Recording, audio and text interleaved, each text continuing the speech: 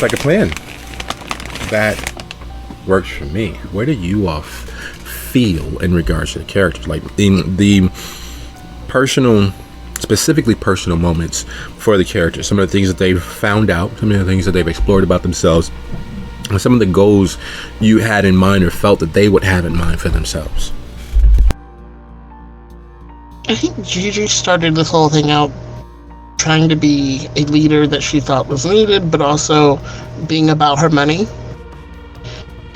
And now money maybe isn't all it's cracked up to be, because the things she's having to do to keep her money and keep her business and keep the status that she's used to is a little harder to keep doing than she thought it was going to be. Like this whole having to sign on with the once thought dead prince to keep her life in Gary is like more ridiculous than she ever thought possible. I mean, Haley has 3 goals: survive, find euphoria, and deal with the fact that she was jilted by her sire. Yes, the lovely Toreador themselves. As a Toreador and another name, they're assholes. But I know nothing about that in this character. I don't know. I think, yeah, it's, and then there's also the fact of people. I mean, I hate to keep bringing it back to that, but having been betrayed by Marcus.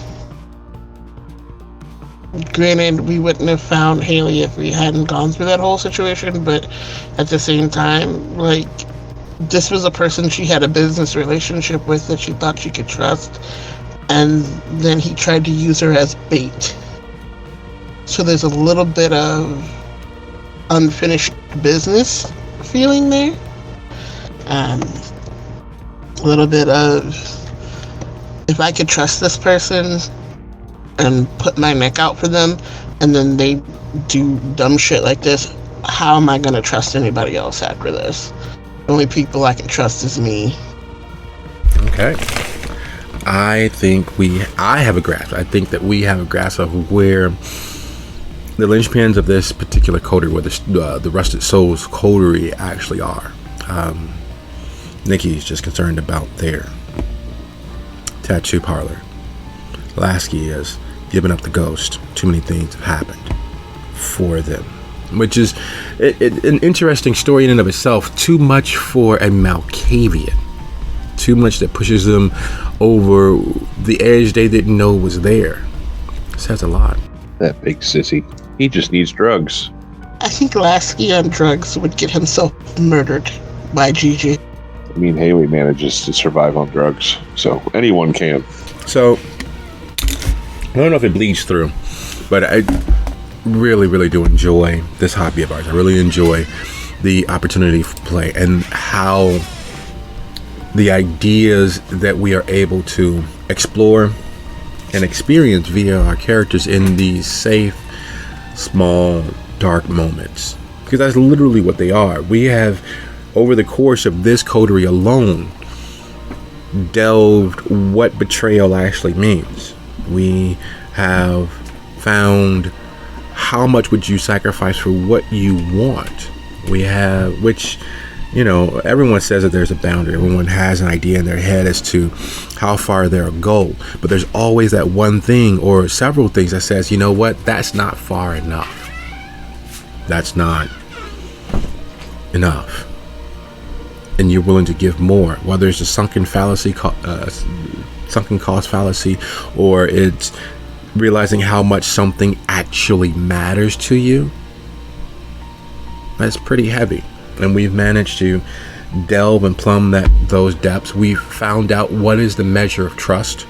How far are you willing to invest in the idea of trust, which raises all sorts of specters throughout our normal lives anyway. But being able to really scrape the inside of the bottom of that barrel is heady stuff.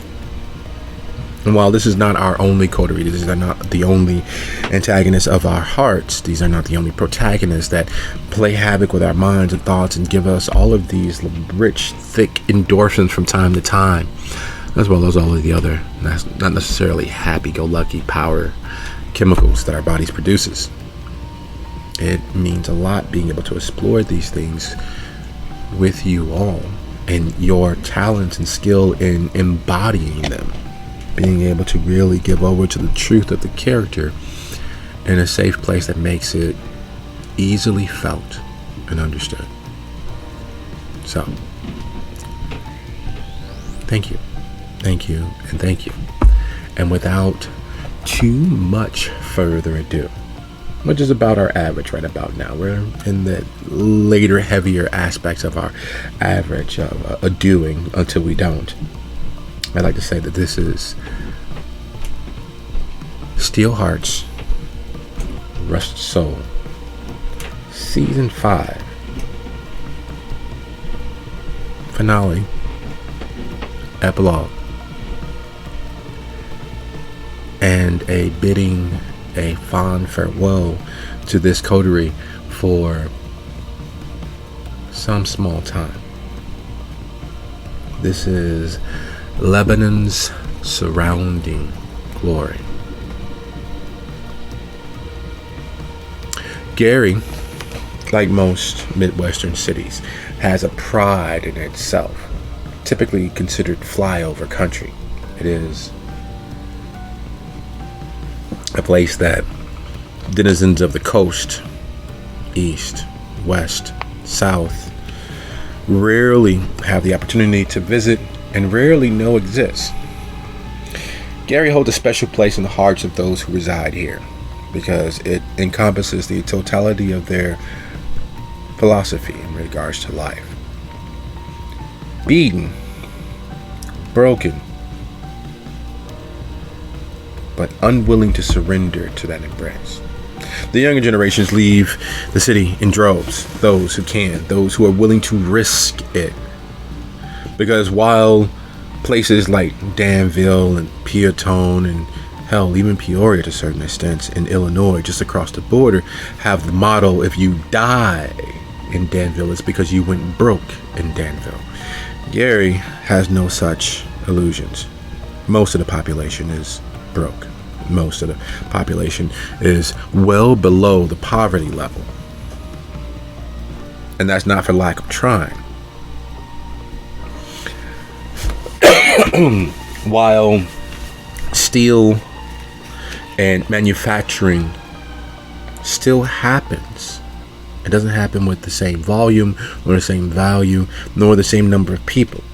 The steelworks on the northwestern coast of Gary still chug along. Their black acrid smoke still fills the sky, nighttime and daytime.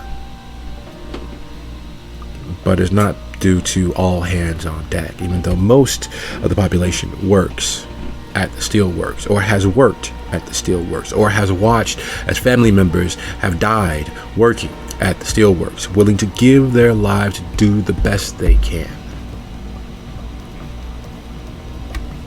But Gary refuses to just die and put itself out of anyone's misery, including its own. It tenaciously holds on, doing everything it can, from Walmart to fast food to driving 20, 30, 40, sometimes even more miles outside of Gary to whatever job, whatever hustle they can get their hands on. There's a fighter spirit, but not the fighter that thinks they're going to win. It's the fighter that knows that eventually they will lose, but they keep throwing punches. They keep getting up. They keep on at it. despite all of the odds and the proof that there shouldn't be any faith that tomorrow will ever shine on them, they keep on going.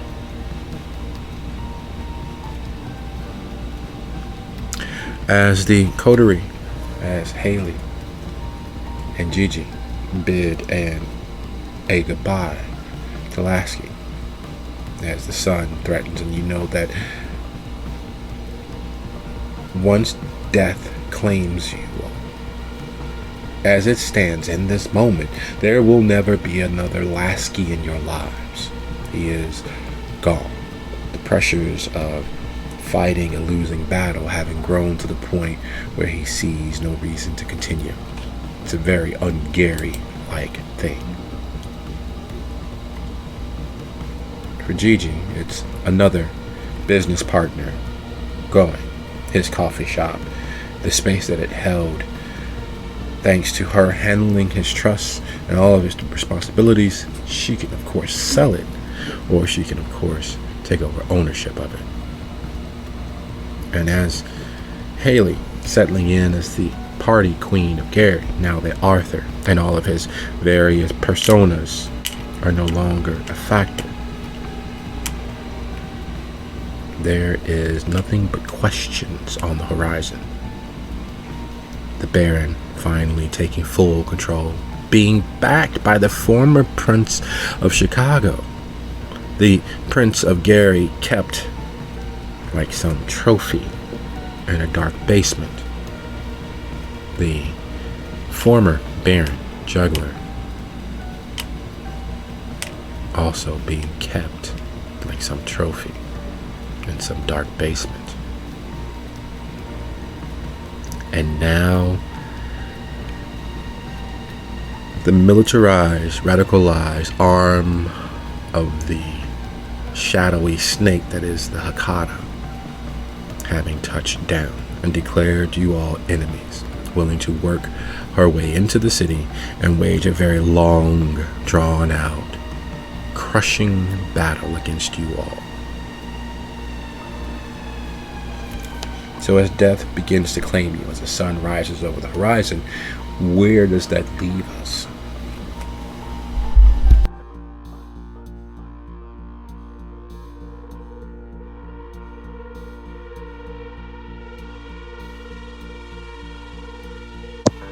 Physically in Haley's walk-in closet in her condominium, which is kind of a shithole because druggies live there more often than not.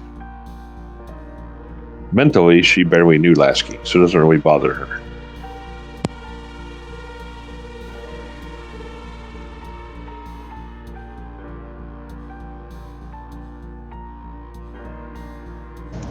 I was checking it to see what my hunger level might have been, just to be sure. We didn't need to do anything before. Oh, she's hungry too. It's not a big deal. I assume we need to rouse for the evening, though. For the next one, yeah. Yes. Before they went to bed, after getting to Haley's house. Actually, because weren't they feeding as we closed off last time? So Yes. She would be down at 1 anyway. Before she goes to bed, though, she's going to attempt to reach out to her business manager at the firm and let him know what's going on with Lasky, or that Lasky has left the business to her and that they need to decide what to do with it. Just so that he can work on it while she's sleeping. She's going to probably put it on the market and not want to be responsible for it. So that is going to be the message that she leaves with him.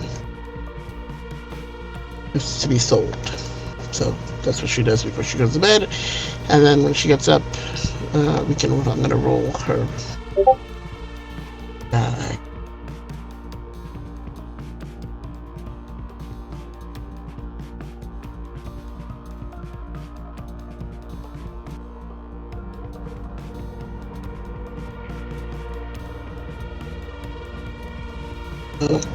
And right back at 200.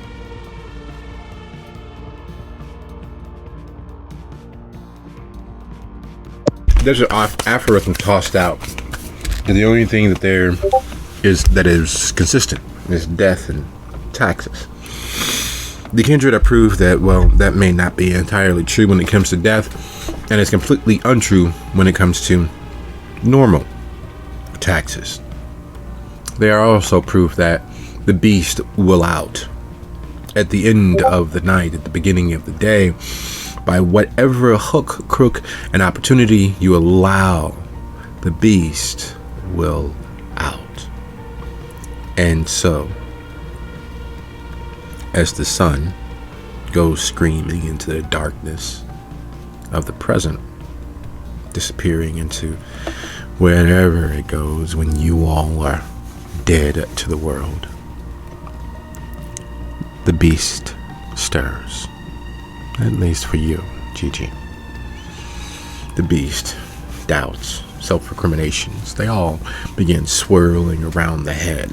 How far planned out can you be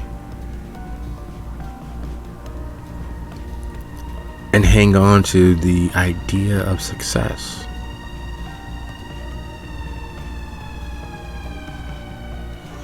The best laid plans, the plans with the best intentions, tend to have the greatest odds of failure. And while you all are a testament that there is success to be had in Gary, you all have survived coup attempts by the Tremere. You survived literal warfare on the streets. You survived a militarized police presence that tore through the city. And while you're both too young to remember the good old days, the bad old days, the zombie days when Ash was rampant on the streets, you survived in the shadow of that. Because here's the thing. While you all have managed to stay above the fray, and while Arthur, due to his strange ability to collect money as if it were raindrops, managed to stay above that level of predation, it is very much a facet of the life in Gary. There are ash heads mixed and mingled through most of the party sets. Most believe it's just a extra stepped on and juiced up version of coke, crack, heroin, meth, and various other things combined together so that you feel like you are a god. Most people tend to avoid those who have gotten so consumed by it, but it has sprinkled its way through the entirety of Gary. In fact, if rumors are to be believed, several months ago, there was a group of hunting parties who hunted most of the ash heads and put them in several furnaces. At least that's what everyone says. Whispered in less than polite but very inebriated company, both kindred and associated blood dolls, blood freaks, and ghouls. But even with all of that, they mix and mingle amongst the bulk of the city. Haley, rising for the evening, the wig sitting askew on her head, the hacking and coughing that lets her know that while she was dead for the day, the party continued raging. The hacking and coughing that lets her know that there are still others still partying as she resurrects for the evening. The question is, does she remember who all she had in her home, or how many extra keys are out there, or was the door even locked? No, she has no idea, but the closet is fairly secure. Nobody has a key to that but her, so.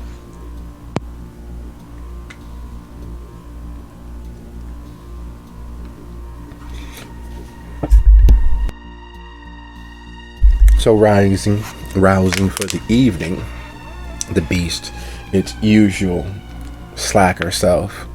You can feel it staggering around at the back of your head, emptying out thoughts and prying through emotions, looking for its next fix, but not really doing so with any real impetus. It's moving at its own pace, because it has the rest of forever after all.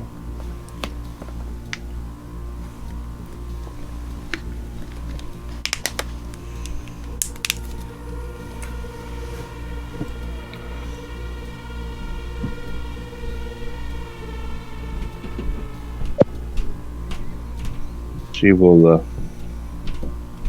reach out in her comfy oversized shirt that she uses as jammies and poke Gigi with her toe. Are you awake?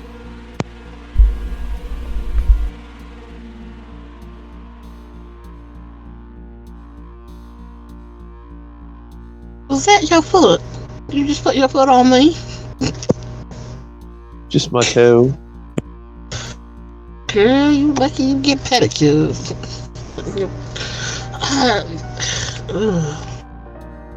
How did we get here last night? I don't quite remember. You drove us here.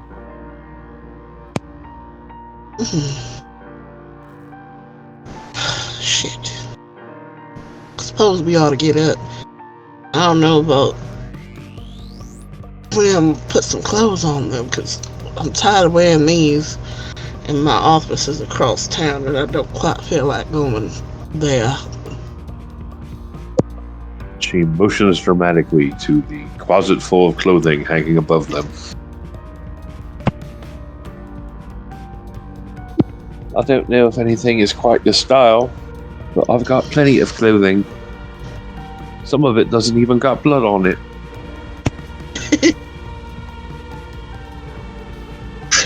That did catch her off guard, and she did laugh. Oh, such is the life of being what we are, I guess. I can't tell you how many good suits I've ruined in my course of life.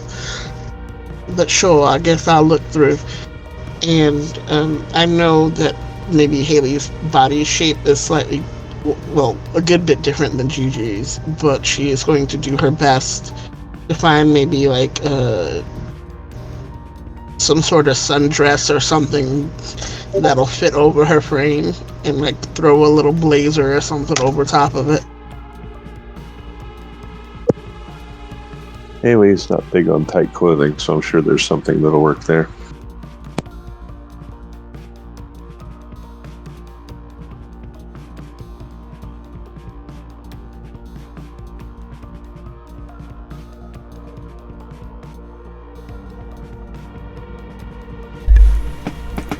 It is amazing how easy it is to mix, match, and find something that approximates that deathly pallor and dark elitism that Gigi holds and wields with her usual ensembles. There's also a part of the misshapen, misspent youthfulness of Haley that the blood gags upon as she watches Gigi moving through her collection, as she watches Gigi move through her things. The sensate portion of her, the small bit of the Toreador community that she was able to absorb in her days of being cherished, rears its head, and the staggering and slightly clearly inebriated version of her beast in the back of her head begins taking notice. There's power and strength in the sharing of things. And while it's not completely raging or completely selfish, it is paying dastardly attention. Deathly so.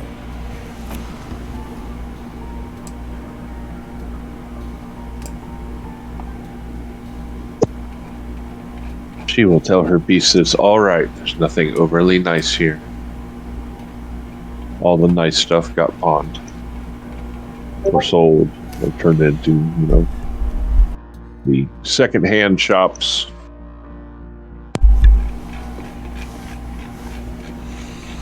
There is something dangerous brewing. You're not sure what that is. It may be actual emotion or the close enough ghost of it that there could be problems. There could be issues. All right, then. You find something. I'm going to unlock the door and go take a shower. Yeah, that's what I'm going to do.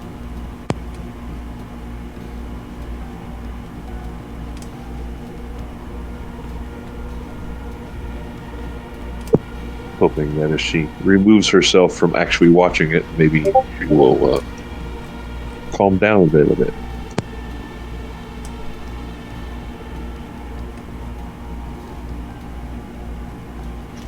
That's the hope. And it's a good hope. It's a good hope.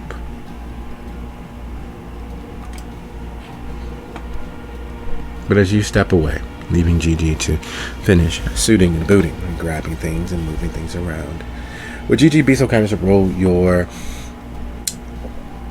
wits and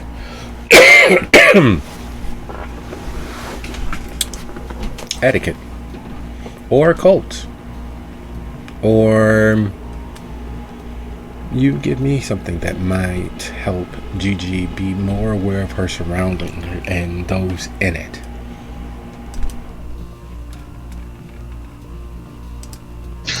I've got pretty good insight, but I do have etiquette, a dot and etiquette, so I could do etiquette. Let's see. Yeah. I got politics too, but I don't think I quite need that. So, wits and insight, or wits and etiquette?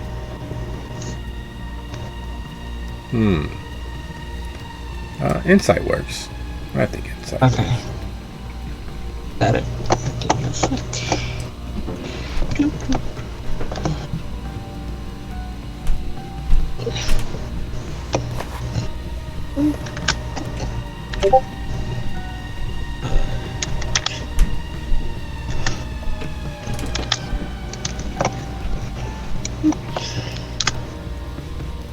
What? No, that's bullshit.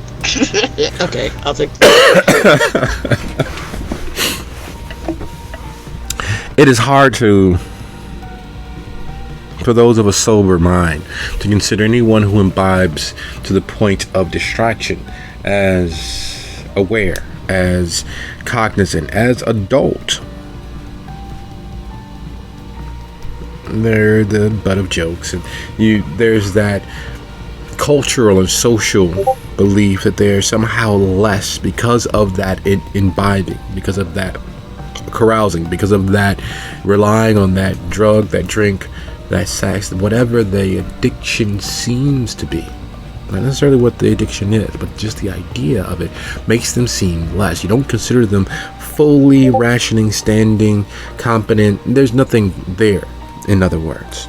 It's a blind side that causes many to, cast all sorts of aspersions. Some openly, but mostly kept very close. The idea of weakness, they're maybe perhaps a bit frail, maybe the usual things that polite people try not to say in public.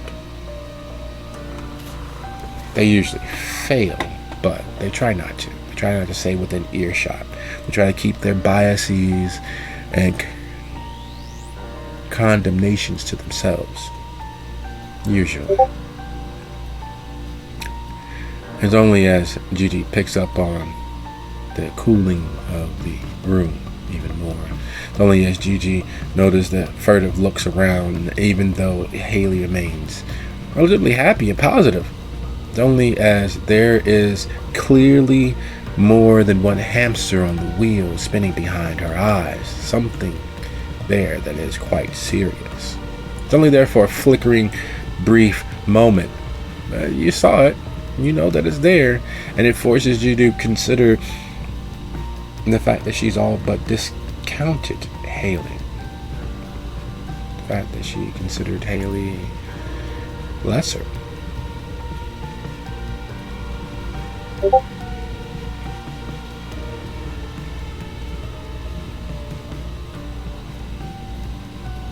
That causes her to pause with her hand above what looks like,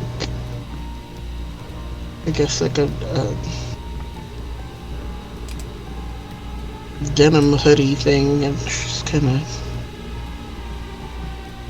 stops for a minute and thinks on it. Mama said not to judge a book by its cover, but I've been doing exactly that this whole time.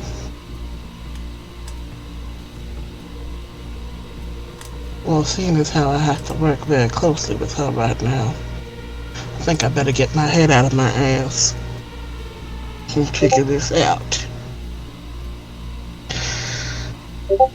And then she takes the jacket off and puts it on to herself and slides her feet into a pair of like ballet flats or something she found in the closet. And normally she wears her hair pulled severely back, kind of into like a, not a bouffant, but like a French roll sort of situation. But seeing as how she doesn't really have her hairbrush or anything, finger combs it down, and it's actually longer than what people think it is. It hits about her shoulders. Finger combs it, and just frustrated by this, but fine, I guess I'll be okay with how this looks, and grabs her purse and comes out of the closet thing looking for Haley and kind of looking around. There is something that is enervating stepping out of Haley's sanctum sanctorum, stepping out of Haley's closet and out of Haley's room, and the space takes on a life of its own. There's someone rifling through one of the 3 trash bags by the back door.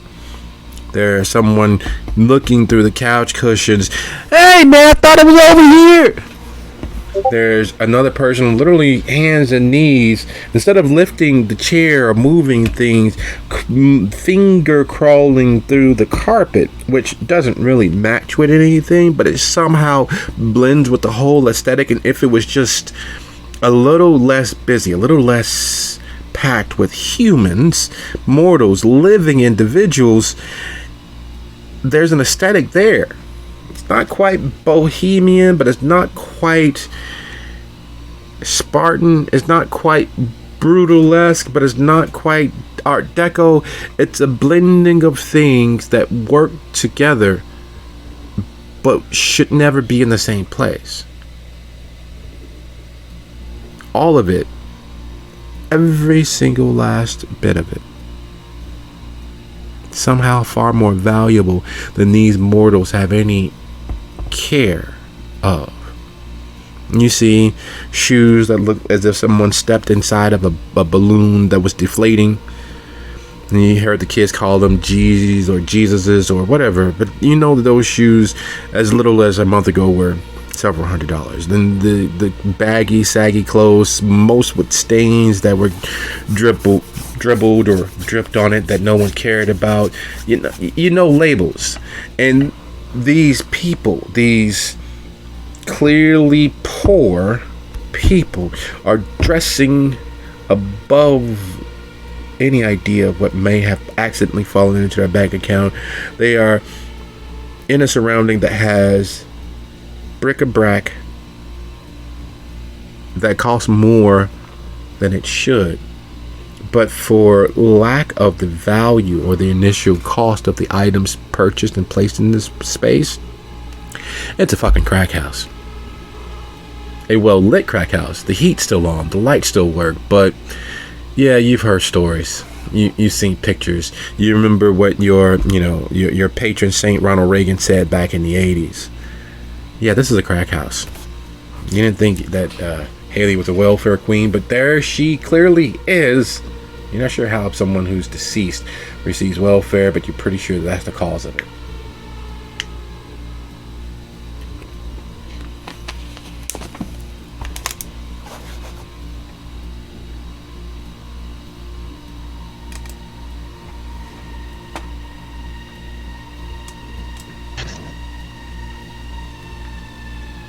Oh.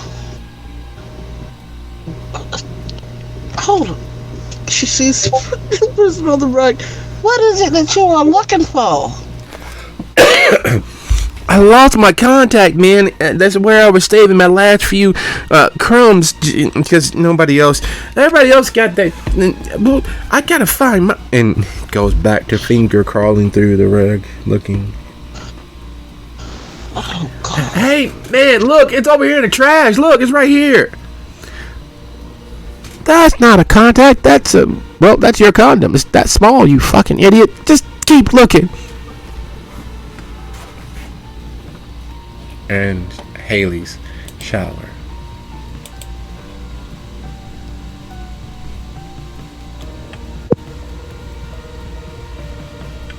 Does she hear any of this going on? Yep, the usual. Someone lost something. Jackasses are still looking. You didn't even hear the people in the kitchen going through several cabinets. Not that there's anything really there besides what they brought with them, but they tend to bring food over and stock your larder because they party out of the place. She will come out of the shower barely wrapped in a towel and throw a bar of soap at the guys in her room.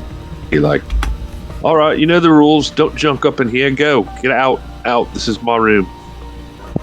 Sorry, but we were sorry. Look, hey, look! I got one of those bottles you told us about a couple of weeks ago. The Chinese stuff that comes, by way of Chicago. It doesn't do anything for me. It's just fucking wine, man. It's good wine. It's a little sweet. It's not crisp. It's not clean. You can taste the tannins. It's like Manischewitz. That's great, but you need to get out of my room. Then my room is off limits. You know that. Yeah. Sorry. Yeah. We'll be back in the parlor. Come on, guys. Come on, let's go. Come on. Everybody out. Come on. Boss lady said move. Move your ass. Come on. One put the foot into the other's literal ass as he's still trying to finger crawl through the carpet. We'll get you more, man. Come on, let's go. Come on. Get up. Get your... She will drop her towel as they're leaving and go to her closet to find something. Kind of walk by Gigi with a wink and say, fucking junkies.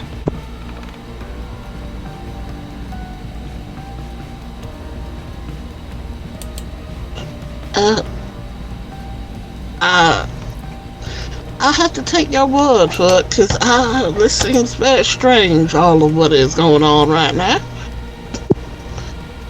If you're hungry, you can put a bite on one. I don't mind. They're kind of mine, but I'll share. I would exercise some caution, though, if you're not used to, I guess I don't want to sugarcoat it, like a heavy dose of narcotics. I think I'm okay for the moment, but thank you so quite very much. I think we should maybe get a move on or decide what we are going to do with this evening, seeing as how we are down Lasky and Nikki is off doing some of their own thing. We need to solve this issue of this girl that is hunting you and using a fucking mafia princess to help her hunt you. Alright, so let me get dressed. I won't even have any breakfast so I can stay a little more level-headed, but I might get a little twitchy later, just so you know. It's only as she's standing there nude as a jaybird and going through her clothes and you guys are launching a battle plan, Gigi, that you realize that her hair isn't purple.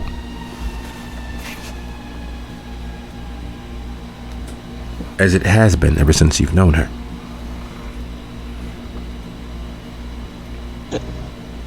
hold on a minute. What happened to you? What you mean? The day I met you, your hair was purple. It's been purple almost every night since then until right this minute. Well, that was a wig, love.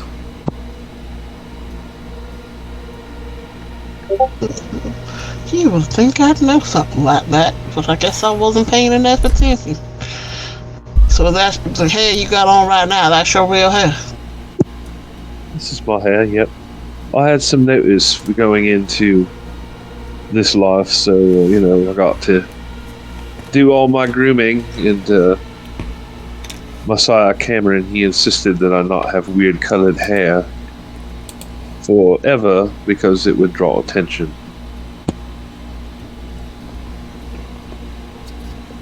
Well, while I don't agree with somebody telling you what you can and can't do with your looks, I mean, he did have a small point because for up until now, everybody swore you were the purple-haired girl, and now you don't have purple hair no more.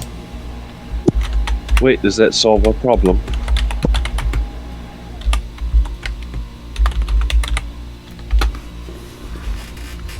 Well, if they're looking for the one-armed man and I have two arms, then I am clearly not them, right? While I don't disagree entirely, it might still behoove us just to be cautious and get rid of any possible problems that might arise.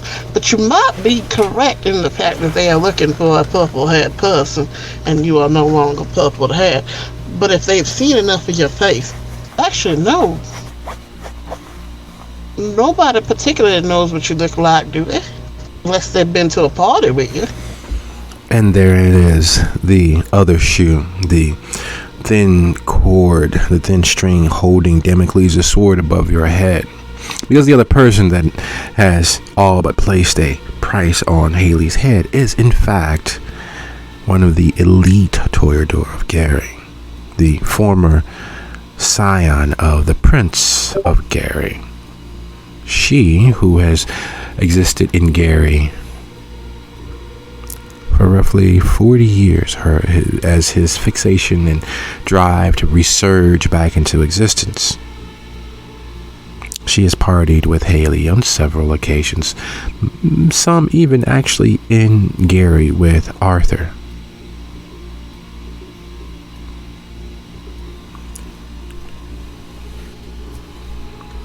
The trick is whether Haley decides to share that bit of information with her friend.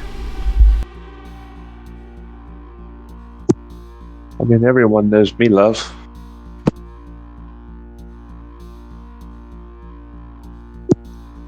I'm the fun girl, the pretty girl, the fun one. The one that gets up to all kinds of mischief.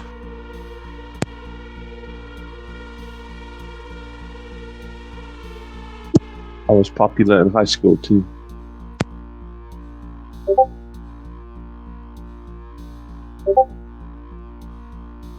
Oddly enough, so was I. But I think in a different realm of understanding. I don't know if you've ever heard of Peach Queen, but that's what it amounted to. She nods with a blank look on her face, agreeing with you but having no idea what you're talking about. Oh, dude, look, it's moving by itself. Oh, man, the ghosts are back. Ghosts? Christ. She'll slide with some clothes, shaking her head. It's a laugh a minute around here. I better go investigate. The hell is in that wine? They talking about ghosts.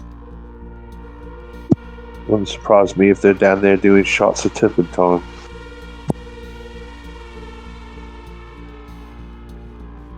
So leaving your room, moving through your condo towards the raised voices, the giggles and the pointing that you can hear even though you can't see. They're literally gesticulating that quickly in such a small, relatively small space that you can hear them moving. You can hear them pointing and laughing and only half really paying attention to a potential supernatural moment that's happening right in front of their eyes. And as per usual, as per your house rules, anytime there's a potentiality of smoke filtering through the rest of the building, they have to close the door and put a towel underneath. So the door is closed. And even with the towel underneath muffling the sounds inside, they are that loud.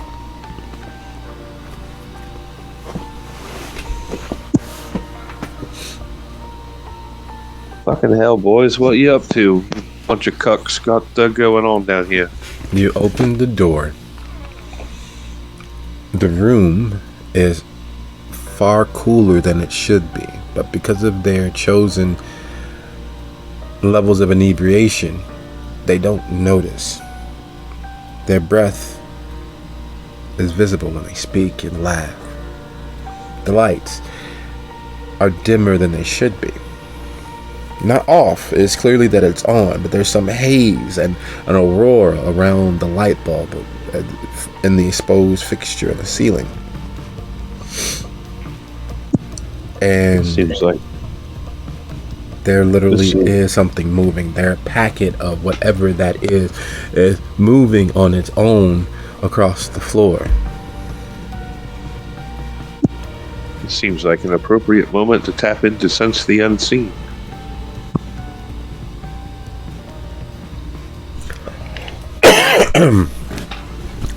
Is Gigi on your shoulder, on your hip, or is this just something that you've done by yourself? After all, it is your space. Yeah, Oh no, Gigi wasn't gonna get left behind in the room by herself. She heard ghosts and decided to come along. And there's no need to roll. There literally is a angry woman in her early to mid 50s. The signs of her age are obvious across her skin. She's doing her best to manifest, but unfortunately, even dead, there's a certain strata and the case system at work and at play. And while she's strong enough to be here, she's not strong enough to completely manifest. Even as angry as she is, and she's laying into that bag of narcotics, whatever it is, and kicking it with everything she has, you see her frustrated as her foot goes through it several times before she manages to actually nudge it a few inches, and she's attempting to assault it with every bit of her vitriol that she can. She doesn't realize that anyone can see her. So every time she gets too angry, she discorporates portions of herself. And as she rematerializes, you see how she died. It's all over her skin. Her veins stand out in rictus dark black lines filled with burning narcotics of some sort. You can see her eyes, dead though they are. As she tries to reincorporate, you see how they die. The vessels behind them completely burst. The rings around her irises standing out as if they are made of fire. Before she gets control of herself, and she is once more simply just a aged early 50s to mid 50s woman. You probably don't see that, do you?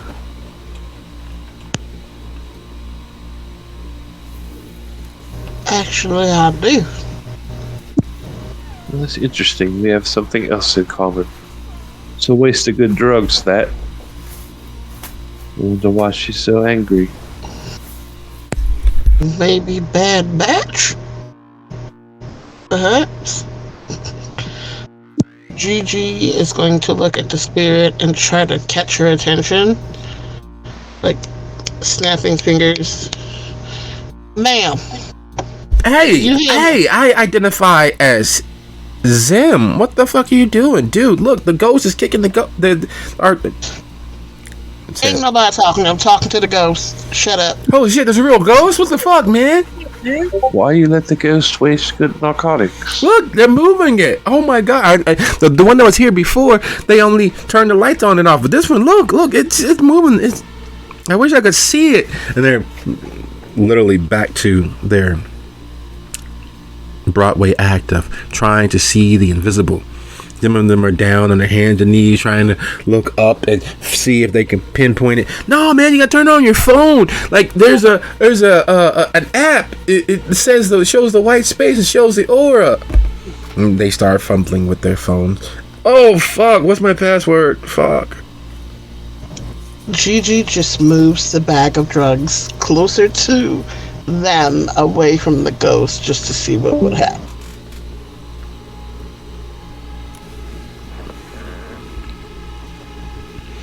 It rages impotently. It is clear that its goal, whatever it was initially, has been fixated on destroying whatever's in that bag. And it attempts to storm through you. You can see it summoning its power and its might, and causing itself to flicker in and out of focus as it tries to channel all of its strength and energies towards getting to that destructive, deadly thing that you handed to those fools, those children.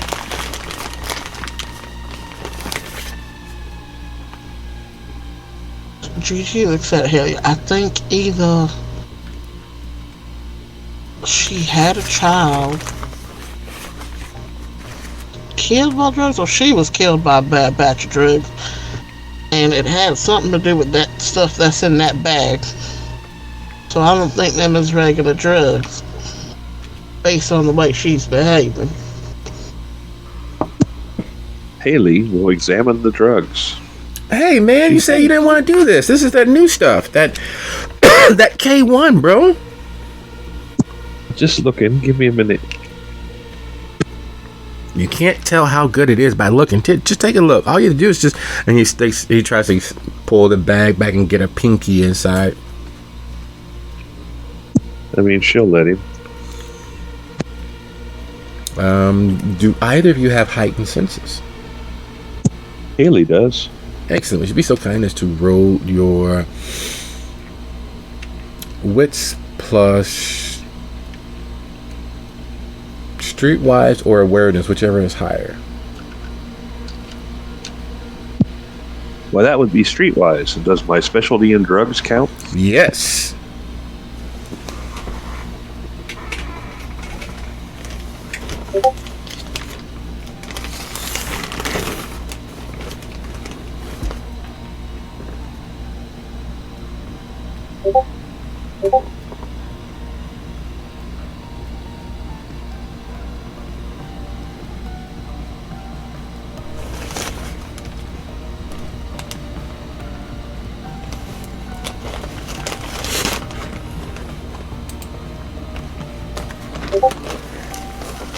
No one should be that all-knowing when it comes to things that can alter the mind. There's skill, experience, and the fact that it can't actually kill you that has allowed you to have a preeminent nose. The moment the bag is open, you are hit with the idea that somewhere out there was you're not sure how you know, but you do. There was a knight from that old movie in Indiana Jones, something as old as that knight who sat there watching the Holy Grail. That knight who sat there watching the Holy Grail survived modern day, fed on someone who fed on someone who fed on someone, and that someone was ground up with that knight's blood in their system, ground up to absolute dust. That dust was fermented with the largest batch of yayo that you have ever seen in one place at one time, and you know there's only 3 drug dealers who actually have access to that number and that amount of volume. They were raided by the person who ground up this night to steal a portion of their nearly unstepped on product. It made its way through someone's shoe, someone's butt, a long 2.5 hour Greyhound bus ride, a mega bus trip back the way they came, before landing here after a trip by a firehouse sub, before being pawned off on your doorstep. You can smell the juniper leaves from the tree across the street, knowing that they, unlike had they been told before to not do the deals in the actual neighborhood, they did.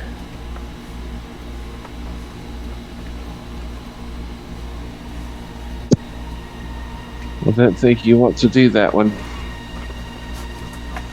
Oh man, but this is that K1. It's supposed to really get you going. How about just a nice big old spoonful of heroin? Heroin's nice, isn't it? It is, but come on, everybody else is doing the K1. You remember Ralph, your neighbor from 3 condos ago? Oh my God, Ralph started doing the K1. He lost so much weight, and he's the best car salesman on his lot. He even stays overnight cleaning the cars. He has that much energy. He's that high and that mellow all the damn time. I mean, everyone is also watching The Masked Singer show, but we don't have to. The moment you say that,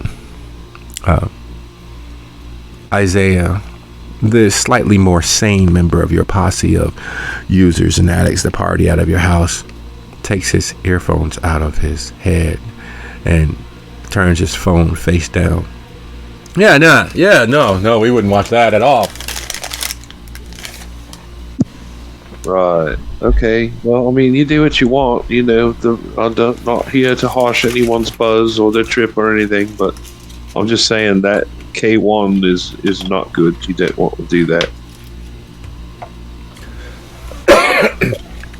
How about you do it? You nothing really puts you on your ass. Why don't you try it? Tell us what it's like.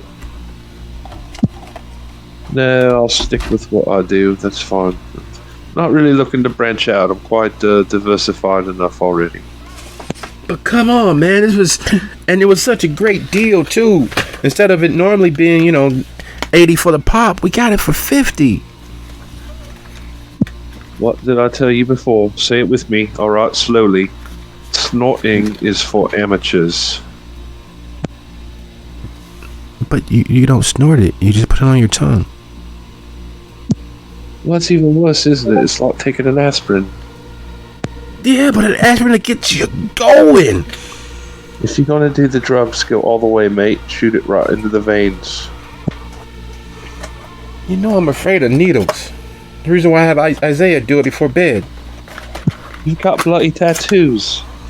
Yeah, but it's not the same needle. It doesn't actually go in. It just pokes. Poke. Like the good social network. Remember MySpace where you could just poke people? Poke. And right, he starts miming poking you. He doesn't actually touch you, but he's poking you as if he's poking you in sensitive areas and making jerky jabs without actually ever connecting. Poke. All right, I think some of us have had enough. Give me the bag. You know the rules. The other rule. What's the other rule? No overdosing in the house. I wouldn't overdose. All you need is... no one does it on purpose. Come on, my tolerance is fucking great. Maybe not as great as yours, but damn, nothing can put me... Well, most things can't put me down, except for that fucking... Yeah. I don't know what made me think that Mad Dog and Zima was a good idea, but I heard Zima had so many good things to it. I miss that I was born in the wrong generation. I really should have been born in the 80s so I can be around there in the 90s to really get a chance to really have Zima. But it tasted so great at first, right? Who knew that alcohol expired? Haley will look over at Gigi, just pinch the bridge of her nose, completely lost on the irony of this is how they view her.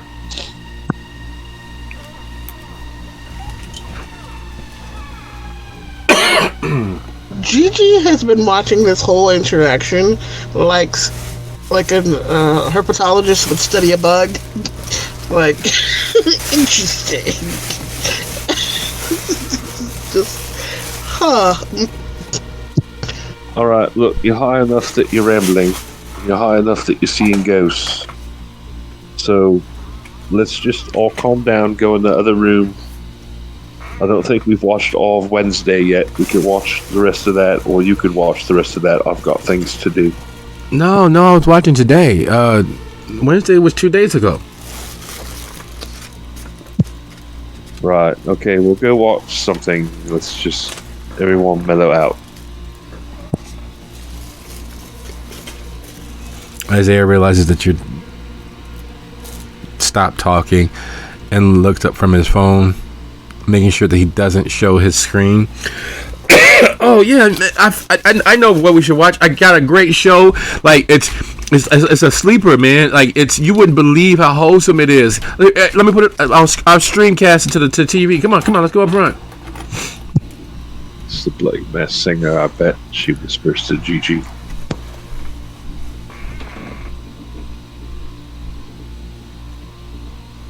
The moment they leave and the ghost is still there, trying to gather its strength.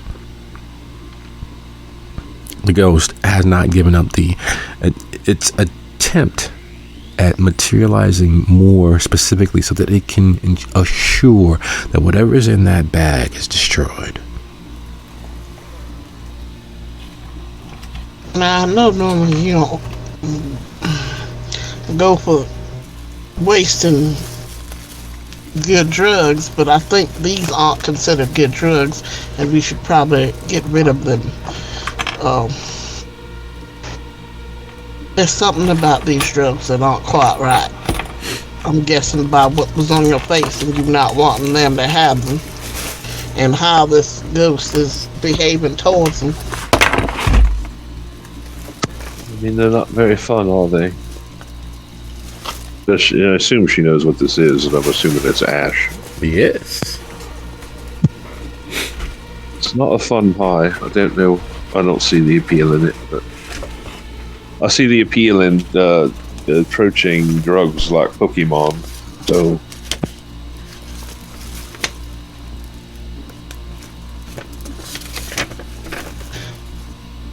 Seeing as how they have left the bag behind, Gigi will take the bag and go to the kitchen sink and dump it down the kitchen sink with running water to see what the ghost does. Does Gigi have heightened senses? Nope.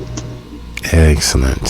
So you don't know how dangerous that is the moment you tear the bag, turn it upside down, and begin pouring the dust from inside, falling against your skin. As you turn on the water and rinse it down like you would most other drugs, because you're dead. Drugs don't affect you, at least not unless, of course, they're in someone else's veins. Would you be so kind as to roll your stamina and your composure? DC 4.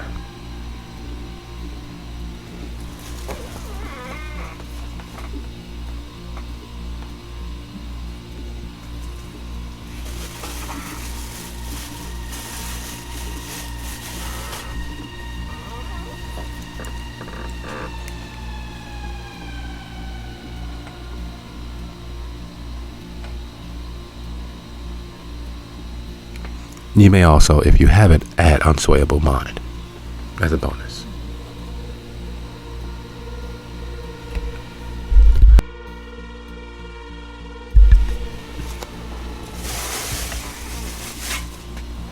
Even during her living days, even during her breathing days, Gigi was never the sort to over imbibe. She was never the one to let herself go. She'd sip on her martini or her daiquiri or her mint julep with a little bit of a spike to it, but she'd never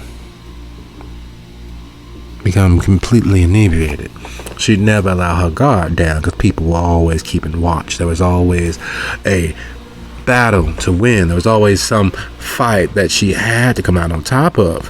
And after all, last thing you want to do is give those Nose and Nelly's food for the fire. No more reason to give them reason to gossip about one or another. Plus, it's hard to see the shots coming if your eyes are closed. Having never given over to complete inebriation, having never given themselves over to being altered, what hits her is sublime. You're standing on the rock of the mound. You're looking towards the setting sun. You can hear the workers down below still excavating the spaces beneath what was formerly Solomon's temple, the grand temple of Jerusalem. You can hear the singers in the distance singing the hours of the day. You know that tonight you will be inducted into the Central Brotherhood. You will be made to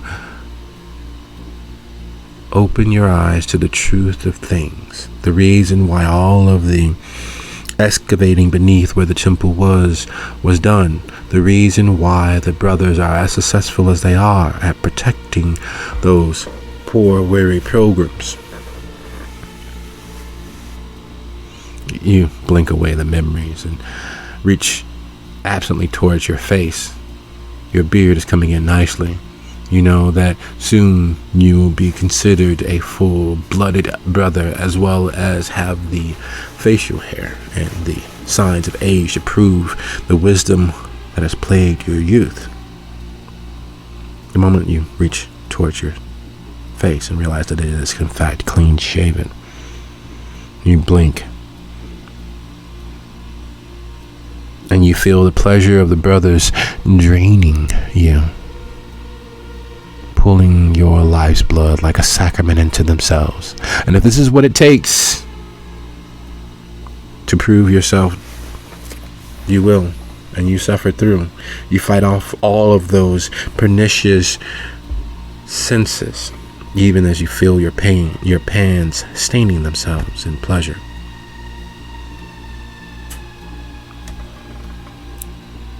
And as the darkness claims you, you know that your sacrifice is a sacrifice worthy. Otherwise, the brothers wouldn't have chosen you. And then your eyes open. It's night. It's cool. The fire stirs something deep inside you. Some fear that you have never had before. Even as the brothers descended on you with the teeth of bats. But the fire scares you. And you're back in the kitchen. You're stronger. The light doesn't bother your eyes as much. You feel power coursing through your veins. And the sound of the water hitting the stainless steel of the bottom sounds like a Jamaican drum playing over and over as each drop sounds far louder than it should. You can hear the mortal children and their stupid games in the living room or the living space, wherever that TV is. You're not sure what room it is, but you know that mask shouldn't obfuscate that person's voice, but it somehow manages to. You remember hearing that voice somewhere before. It was some movie you watched. No, it was a political debate you watched. You're not sure how you know that that's Sarah Palin, but you do. You recognize that voice. And you can hear the crowd clapping. And you know that she's lost. You can almost hear the heartbeats of those children. Not in the living room watching the TV, but in the show. The buzzing of the electric lights is beginning to aggravate you.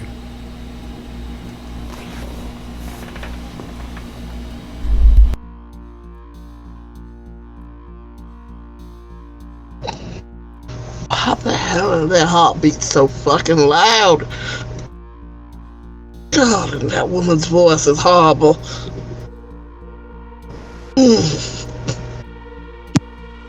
You alright, love?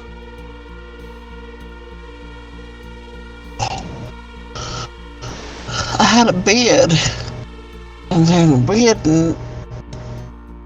elders drank my blood, and I was at the Temple of Solomon. What the hell? She'll just cock her eyebrow, look at her, and nod slowly. Oh, gods and drugs are dangerous. But I've never felt like this before. I feel like I could fight a bear. See?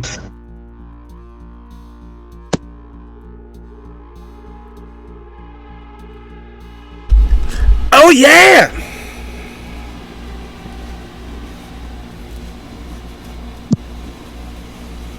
Alright, if we don't let you get out of here, I don't know even what I'm going to do. I know I'm going to put the bite on one of them and get high as fuck, but other than that, so perhaps we should go. I don't know where. Take the fight to the enemies. What? Your beast is typically something considerably more genteel, typically something a little less forceful. But in this moment, you can hear the French accent of your beast. Take the fight to the enemies. They deserve all the hell that we can unleash upon them. They deserve none of our mercy. No quarter given, no quarter asked. Destroy them.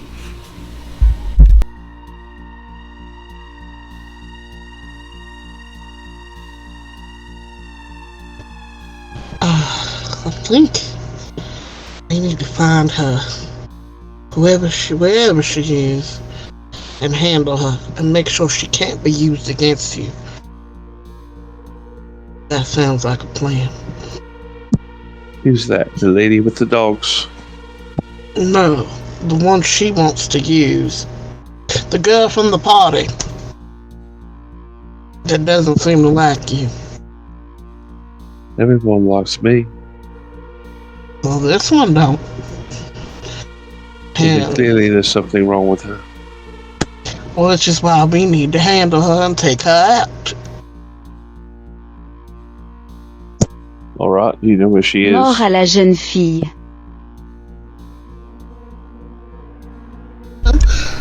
Would Gigi have a guess as to where this person might be? Or is that something that maybe they can go get from visiting a certain club? Well, it's most assuredly within Tyven's wheelhouse.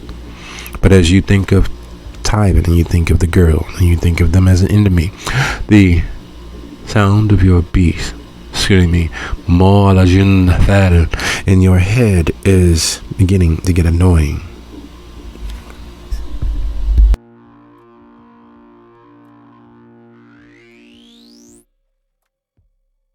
Where do y'all normally party?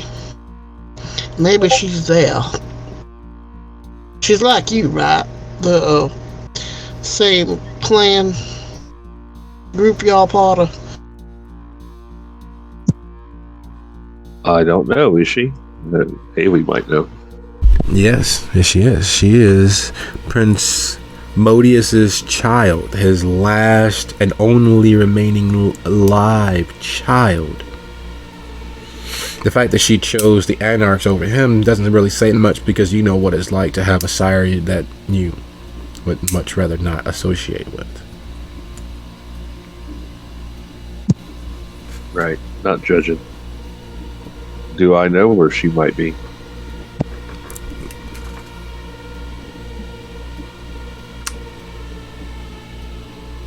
Yes, you could find her fairly easily.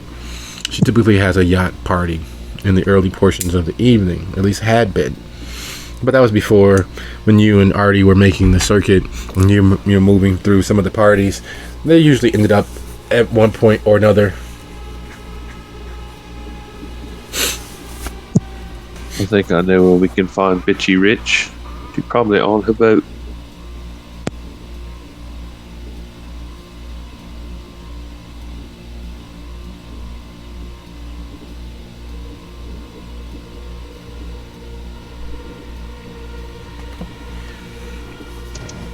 To the boat, then. Let's go. And then she heads out the door like some sort of weird DC superhero, like flaps the jacket behind her like it's a cape, and out the door. Who's the first person to get to the door? It would definitely be Gigi, because Haley's got to steel herself for a moment because she's walking away from her herd. She's a tad bit hungry, and she's going to try to face the night sober, and she doesn't like that.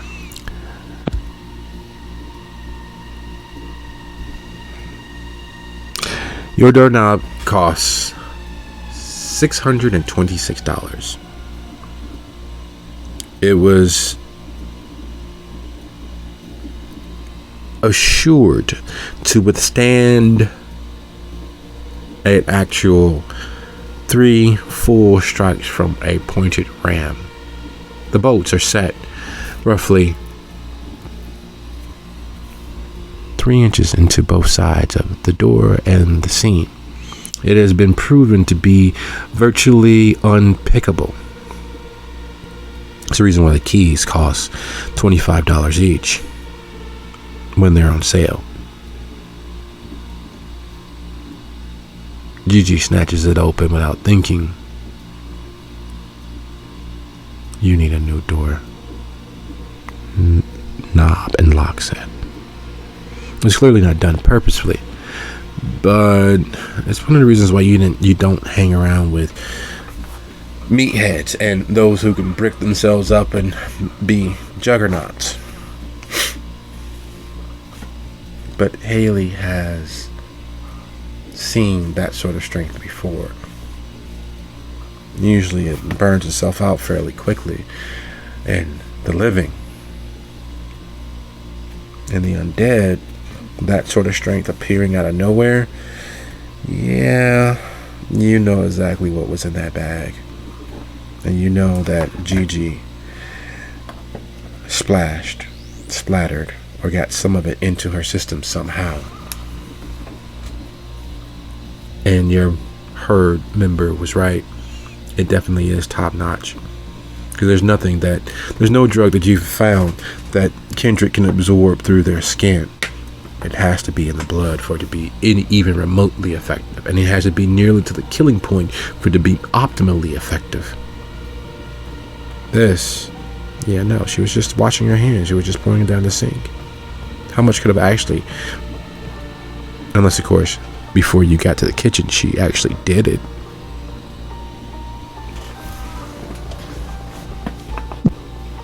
Are you feeling all right?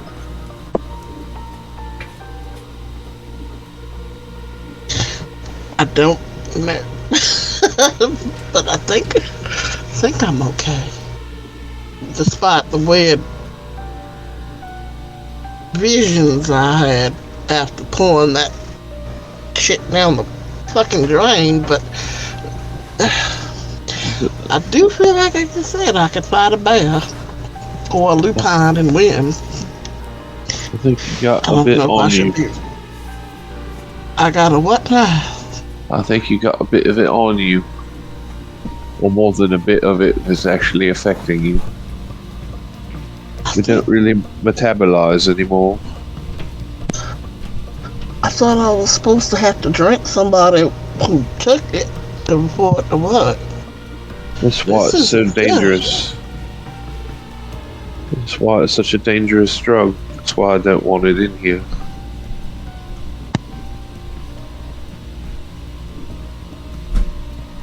Well, I've never done drugs before. The first time was the night fucking Pompey made us take the drugs, but how long is this gonna wear off? She can't help but laugh. She covers her mouth. She tries not to laugh, but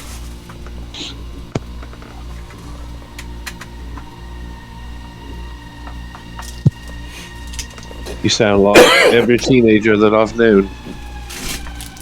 This is awesome. How long will it last? I don't know. Probably all night. How the hell do people get anything done when they're high like this? Good God. Feels like you could take on the world and win. Feels good, don't it? I don't know what I want to do. I think I want to punch somebody, and then I want to do a keg stand, and I don't even know what the hell a keg stand is. I saw it in a movie once, I think. Well, you're going to be alright. Because if we're just going to party, I'm down with that, but it seems like we ought to be productive. A little proactive. Okay, so if we going to party, but then at the same time, are we going to kidnap her, or are we just going to kill her outright? Why are we killing her again? So that she can't attempt to kill you, and she can't be used to take over the city against the Baron's permission, which would get us killed. Seems a bit heavy-handed, but I guess we'll play it by ear. You're the boss, because you've been through this before, and I have not. But at the same time, yeah. Alright, well, you let me know if you're feeling particularly violent, and we'll pull the plug and we'll go like dance or something so you can burn up some of that rage.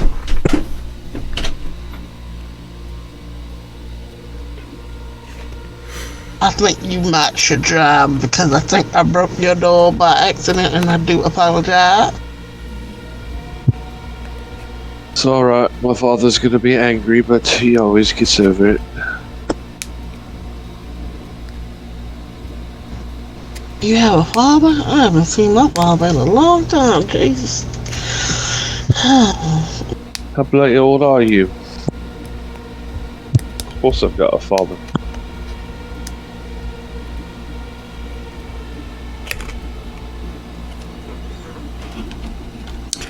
Crossing Gary is always easier than it should be, and far more difficult than one would expect. With the recent increase of the police funding, which is coming from several different sources from outside of the state, several different sources from outside of the city, and several more different sources that would much rather the police presence stay as high as possible without drawing nearly as much attention as it has as of late. So in other words, even with the diminished current status, it is nowhere near its former depleted numbers. It is nowhere near the officers who would sit in their car, and so long as no one actively died in front of them, if they didn't have to get out, they didn't. And when they did get out, and when they did investigate, it was at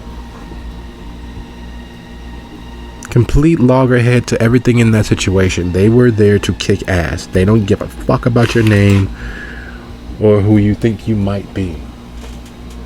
Those days have, while not completely gone by the wayside, there is an actual policing presence in Gary. Not simply another gang that you had to worry about being rousted by.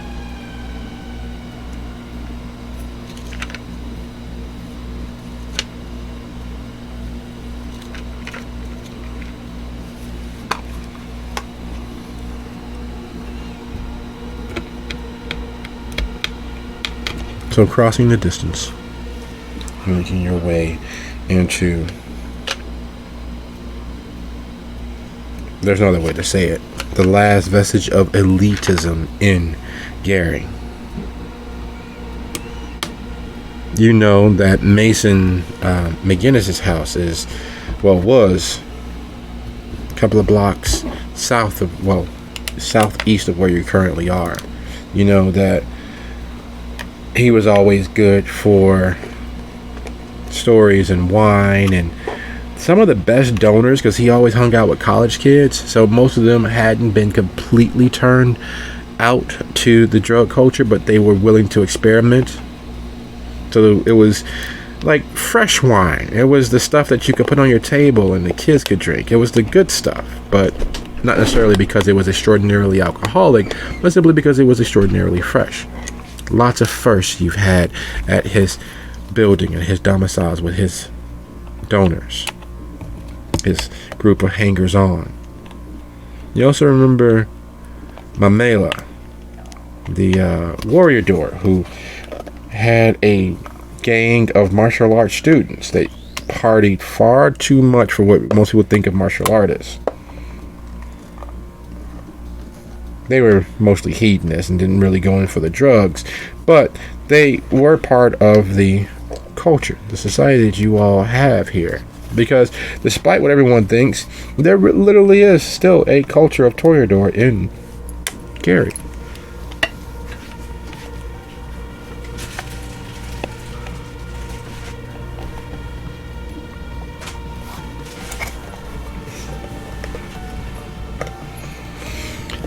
Everyone thinks that her yacht is a super yacht. It's not. It's a mid-range yacht.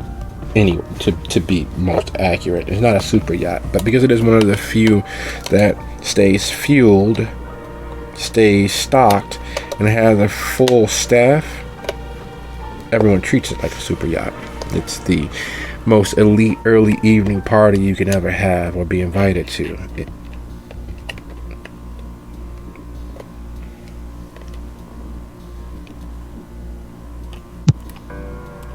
Alright, so we're not technically invited, so we may have to use a little razzle-dazzle to get on board.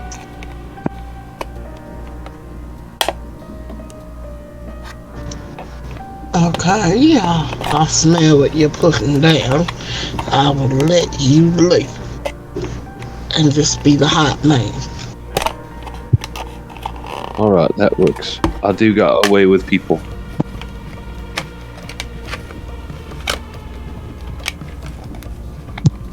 At that, she will stride up like she is supposed to be there.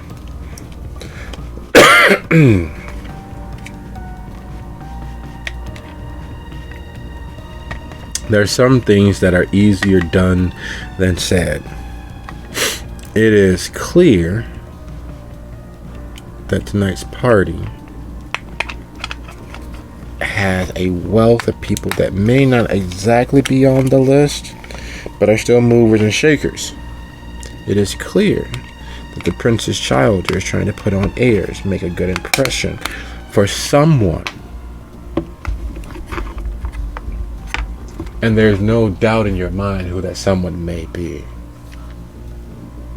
The staffs don't even bother collecting invitations.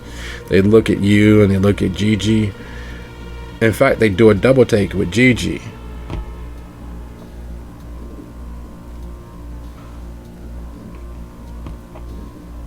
Then they slow. Everything all right?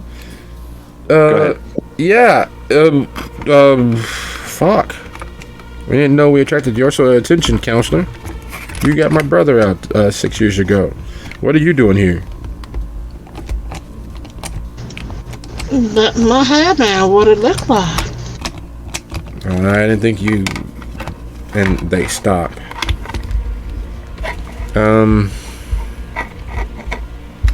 They looked at you, Haley, and they're trying to put 2 and 2 together to get 4, but they keep coming up with 3. Something they should recognize you. You look familiar, but they can't put their finger on why you don't. She will extend her hand out, palm down, and say, Haley Brookstone. Of the Kensington Brookstones. You know, my father says Simon Brookstone.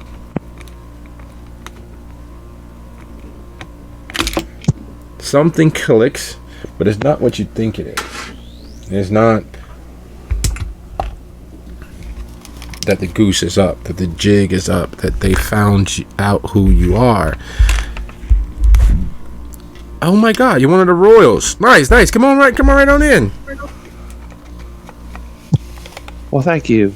Much appreciated. Do you know where the hostess is, by chance? Yeah, she's on the main deck, up near the DJ booth. We got that ghost phantom DJ from up in Milwaukee, DJ Barth, the guy that does all of the true crime shows and shit, but still spins. That sounds like quite a party. Otto, you've been a dear, thank you. She'll stand on her tippy toes to kiss his cheek since she's not very big.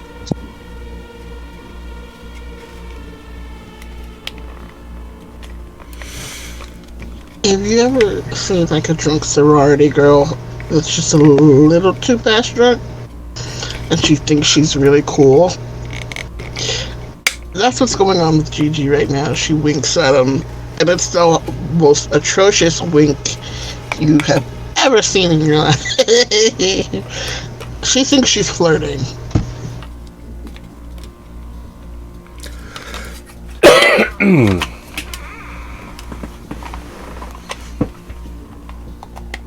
All's well that ends well. The clumsy pawing and falling, and not that you lose balance. Socially, there's pawing and falling. Not that you have any reason to be suspected.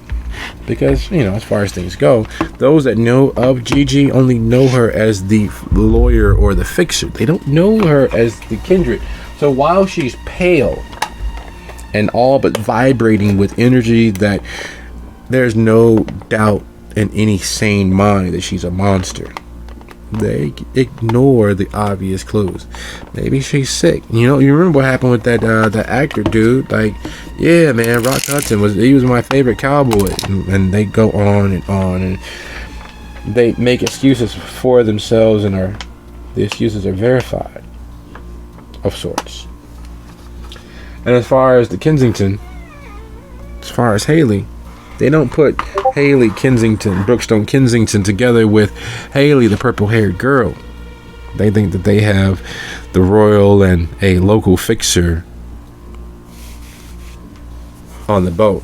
So calls are being handled because no one really uses walkie-talkies anymore. Everyone has their cell phone, and the calls are going back and forth. The earpieces are actually just earbuds, and the conversations are being had about the local fixer and one of the royals, since they've all begun defecting to America, making their way toward the main deck. Let the boss lady know.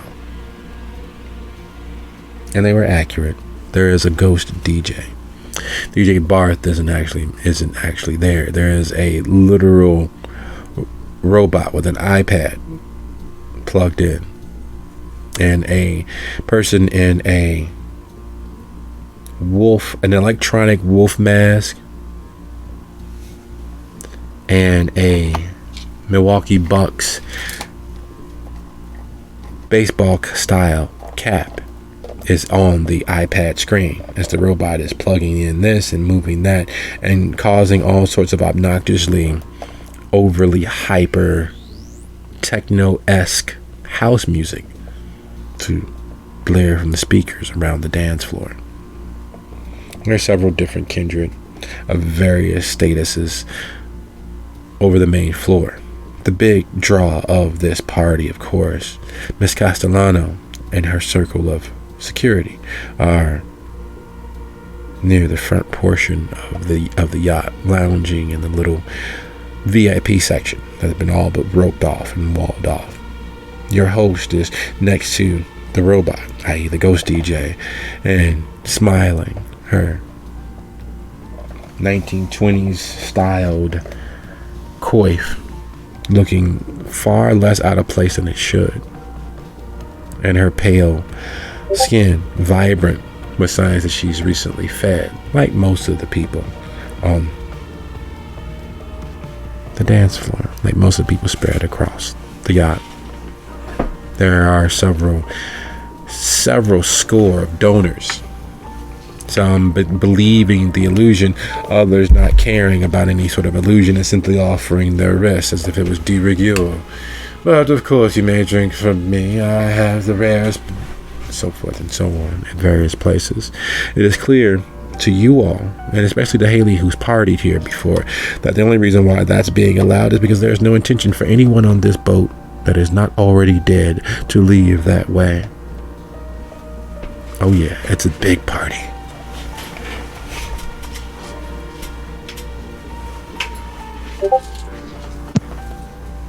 So this is perfect. You're feeling aggressive, go out and dance for a while, burn up some energy.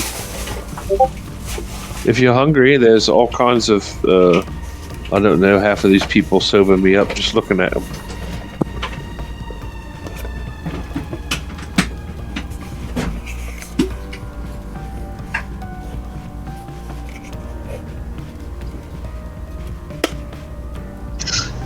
Gigi doesn't want to be too far away from Haley in case shit goes sideways, but at the same time, the idea of getting out some of this energy sounds good to her, and she thinks she can maybe use it to use the cover of the crowd to avoid Castellano, but get closer to their host to further their goal of what they're trying to do. So she nods and then works her way into the crowd.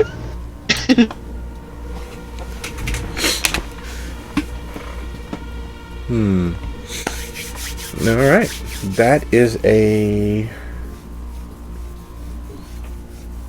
If you just relying on your physicality, there's going to be a dexterity and a stealth opportunity. If you're relying on your daring and your bravery, there's going to be a resolve plus stealth opportunity. You're literally moving between the beats, using the crowd as cover and easing through them.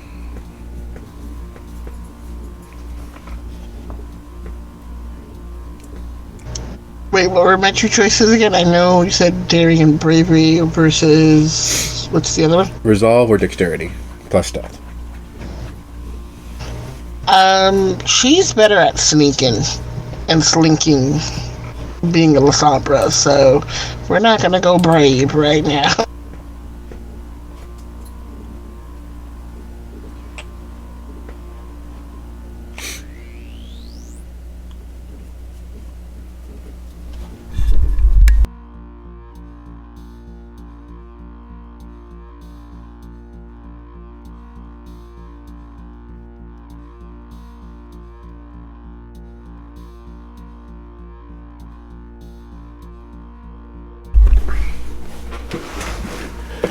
Let's roll that lovely beam footage and see where we have.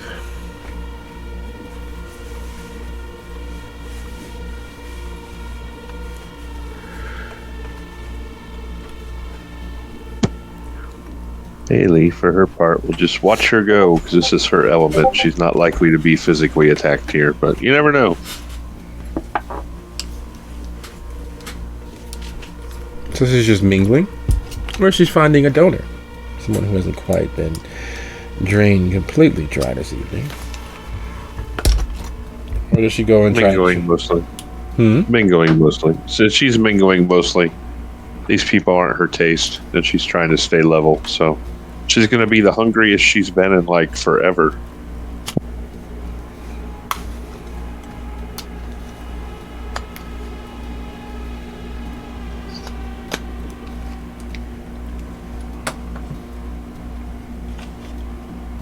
There's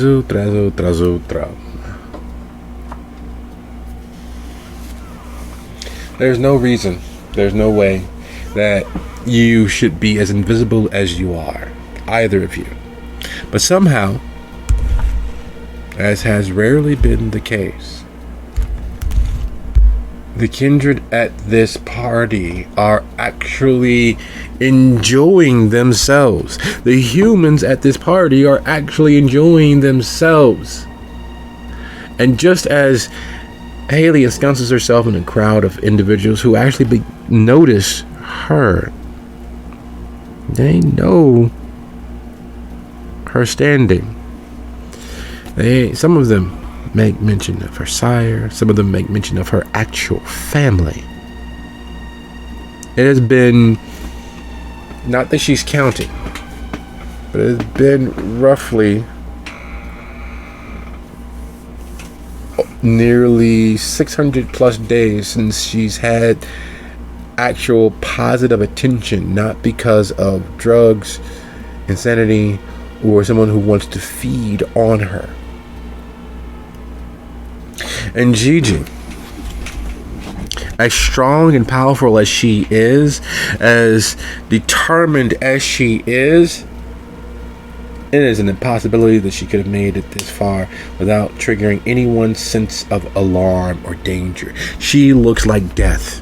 The shadows creep and crawl around her ankles, seeking touch of something that reminds them of home, the endless pit of darkness that is the other side of the shroud. Yet in this group of well-heeled, wannabe moneyed individuals, hungry monsters that they are, both living and dead, no one fucking cares.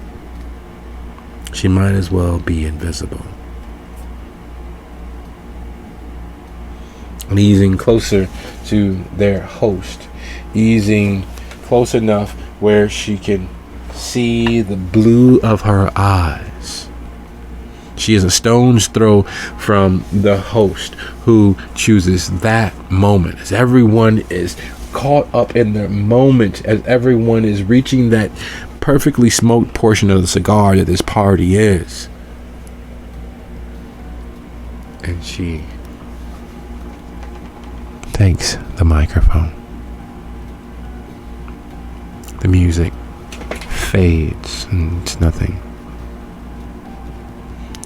And her smile, even from where Haley is standing, seems genuine. The lights dim, that somehow magnify on her, and you wouldn't put it past the average Toreador to have somehow built a spotlight onto a yacht, but there's no spotlight. It is literally her persona, her actual impetus shining out, her actual energy. It's her. And you realize now why Arthur always sought her attention and sought to be in her graces. And you see why a master vampire such as Modius, the prince of the city, could have fallen for her. And while you know that it didn't remain, it didn't stay any semblance of pure or any semblance of completely monstrous, you can see why that spark was there. There is something strong, something alluring beneath that fragile exterior. And she smiles, and she raises her hand, palms out.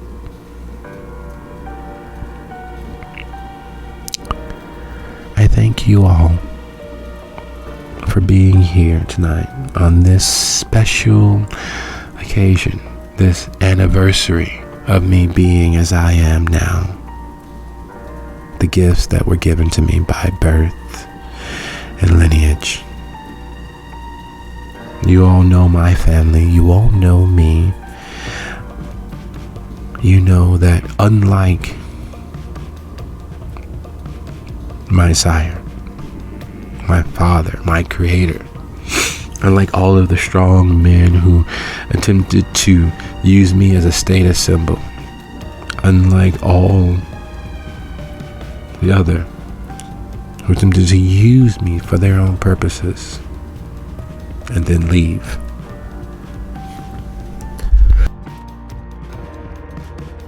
Unlike every other business entity that has chosen to leave our fair city, to leave it to the monsters, to leave it to the dark, to leave it to the crime. Unlike all of them, I have stayed and I have fought. I have donated and I have given my time and my efforts. Unlike them, I will never turn my back on Gary. Unlike them, I have every intentions of either succeeding in bringing life back to Gary or giving my life's blood to Gary. We have lost friends. We've lost people that we've counted on. But no more. The violence stops here. We are Gary United. We are neither any of those foolish anarchists out there in the dark screaming about defunding the police, nor are we the uncaring corporate entities who've left Gary to its own devices. We are here giving our presence, our blood, and our efforts. Anyone and everyone else including those who would take royal titles upon themselves, those who would lord over us as if they were some prince of Europe. We will fight.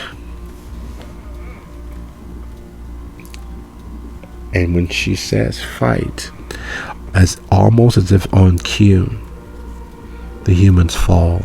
The donors who were giving so blithely, who were there and they were in on the secret, didn't realize that the true secret of this meeting was the ending of them. And just like that, just like your average Saturday night in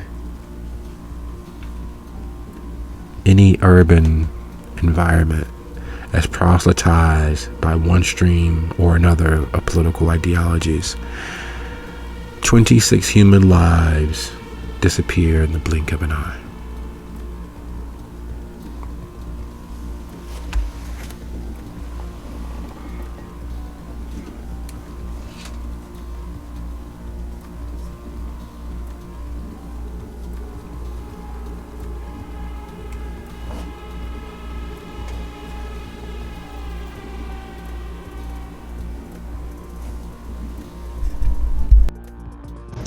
Is it kind of chaotic when it happens, or is it very put together and it just kind of happens? The humans don't even have time to scream or cry out or seek for help. It is the unveiling of fangs and intentions, all set for one goal. This is a declaration. This is a sacrifice. This is so much, very more than a simple speech. This is a declaration of war. This is a statement of intentions.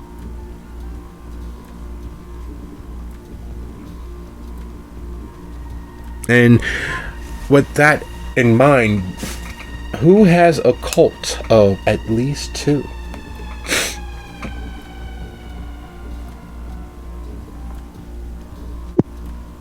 Not it.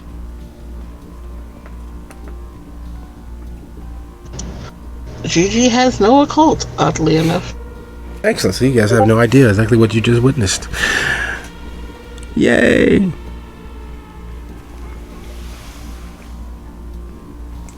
Can't wait for that other shoe to drop.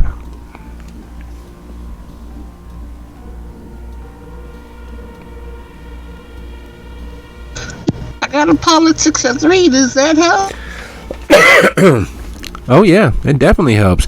You just witnessed the child of the former Prince of Gary declare outright warfare against the Baron, surrounded by kindred who have clearly come to support their ideologies and supported by Miss Castellano.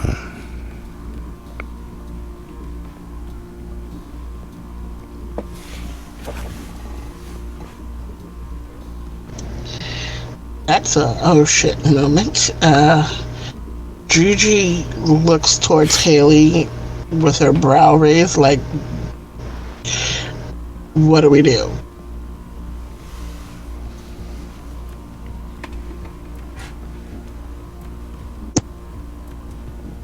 Haley shrugs. She has probably no idea what's going on here. Probably. Though she's seen such Yes. things happen before. She's seen coups in the family, businesses change hands, wars fought on the battlefield at our boardrooms have ripple effects across her family. People that were taken as family no longer being taken as family, and people who were actually family being excommunicated from the family. She is aware as to the social ramifications of a declaration as such as this.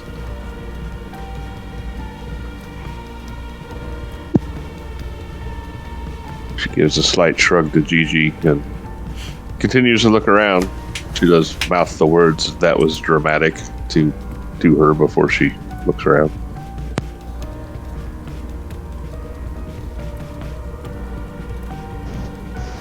Well, since I know what's going on and what kind of problem this is going to be for us, because this is the thing we were supposed to stop, what is my beast telling me, or what is the drugs telling me to? That's the problem with drugs. The moment you count on them is the moment you've already lost.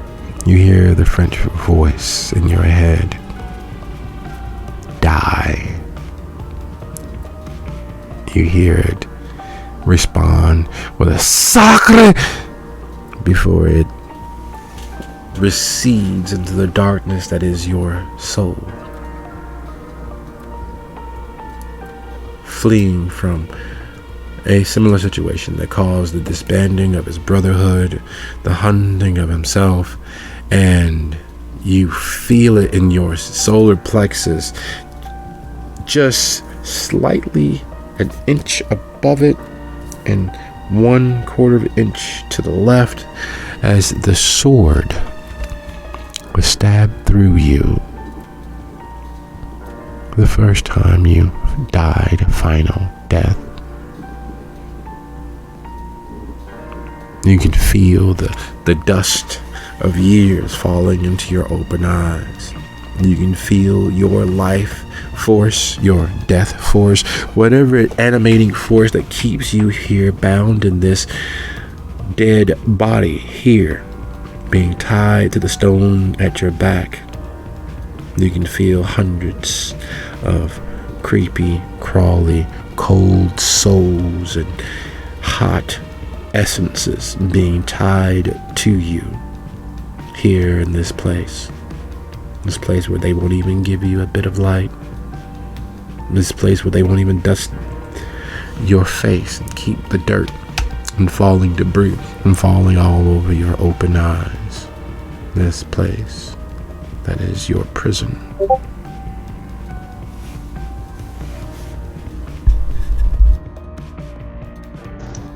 So do I still think that I can control that, or do I know and realize that I have no control over what's going on with that part of me?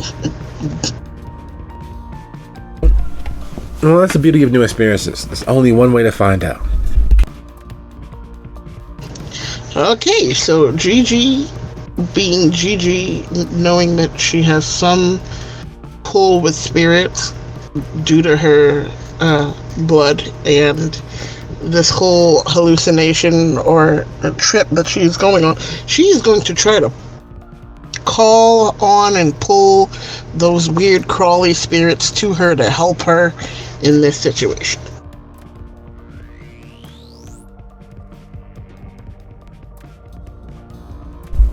All right. Well,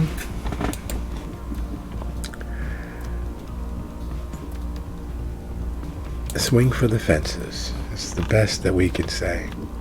Would you be so kind as to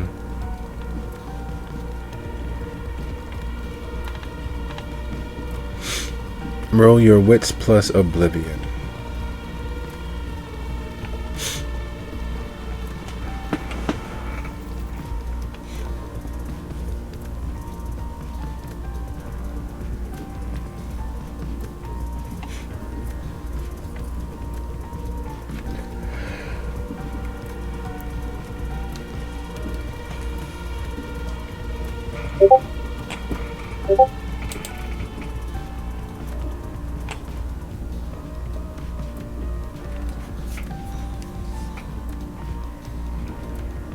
A little knowledge is a dangerous thing.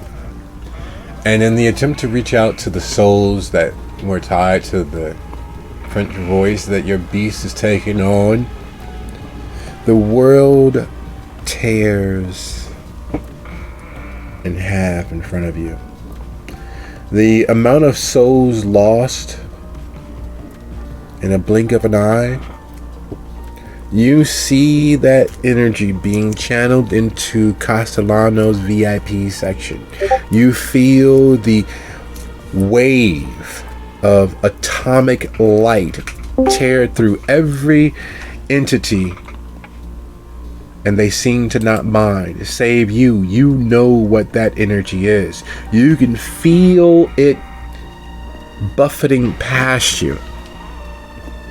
And you can see all of it being soaked up like a sponge inside of Castellano's VIP section. As your host stands and waves and gets everyone's attention and all but cheers with how quickly and how skillfully the kindred can move. And then she sees you. The quizzical. I can't. Who? I can't let her take them. I know what's going to happen if she gets her hands on this much power. And seeing as how I can see it, and I can make my own fetters and stuff, I'm going to try to pull some of those spirits back towards me.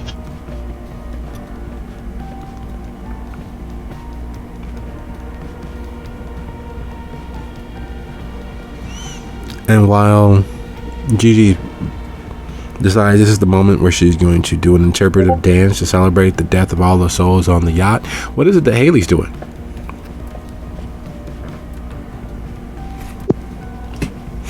Well, Haley can't see any of that, so she is going to look around and see who's left.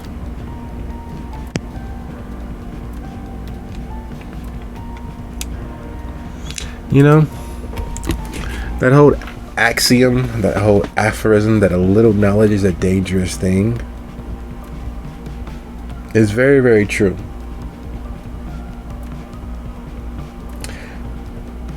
Because of Haley's experience with partying with nearly every group that has made their way through Gary in one shape, fashion, or form or another, she knows the Bahari when she sees them. Not necessarily by name, but she knows several members, especially the Nosferatu tattoo artist, who, as the bodies fall, decides then to unmask themselves and reveal who they are in truth.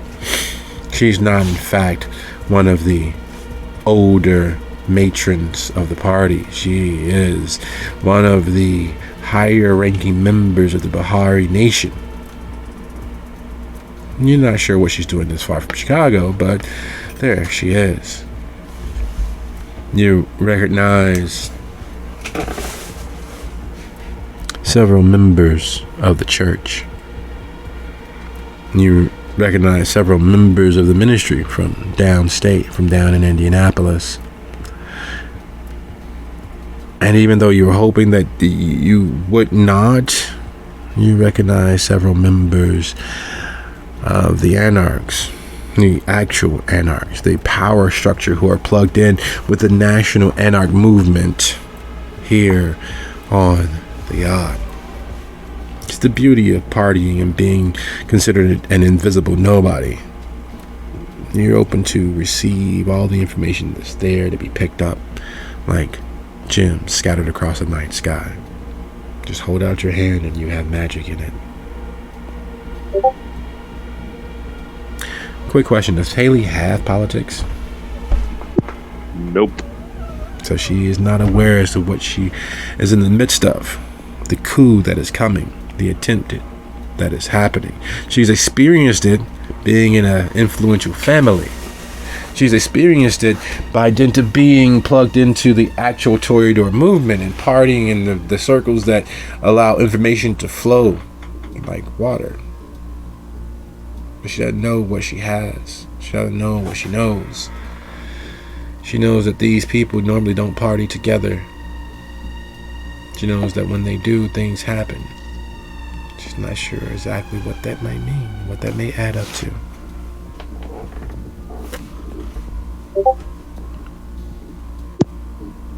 She will move towards Gigi and say very quietly, "This is all fucked up. Maybe we should go." And as you get closer to Gigi, who is chanting and moving fingers and talking under her breath and pointing as if she's holding up the very pillars of the world. Gigi, would you be so kind as to roll a contested roll of your resolve plus oblivion to see how very much she disrupts what's happening, and does she come to the attention of those who, well, this is all part of the plan. This is all part of the plan. Wait a fucking minute, someone's trying to fuck up the plan.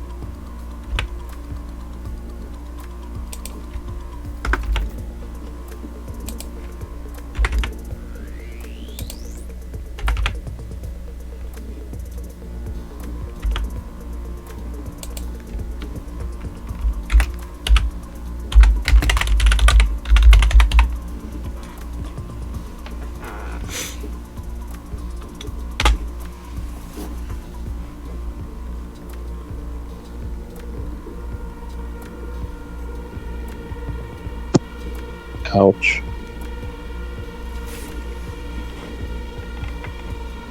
Reaching out to the souls, grabbing onto everything that you can, using every trick that you are consciously and unconsciously aware of to attempt to forestall whatever it is that Miss Castellano has been doing or been working towards. There is loss that usually only comes from losing someone that you love, them going into the great beyond, them watching as their casket enters the ground. That's the pain that Gigi feels, because she's able to glimpse and glean portions of those souls' lives as they're sucked and pulled into the machinations of someone who care one whit about them. They are an ends to a means. They might as well be lawn chairs or tongs or disposable sanitary napkins.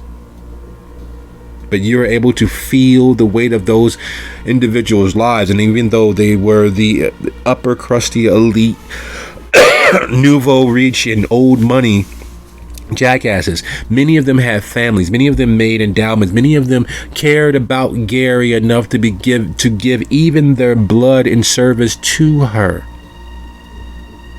And you're able to see and feel all of the lives that will no longer be touched by these individuals. You are able to see and feel as they are all but snuffed out and used as nothing more than fuel, chewed up like someone else's chewed up bubble gum. And you realize why your beast decided to withdraw. You realize the horrors that the spirit, the soul, whatever that was in the drugs that was there, retreated. They've seen it before. They were betrayed by such things before. They were used as such before. It was the only warning. It was the only chance. Sometimes fear is more than the mind killer. Sometimes fear is all there is.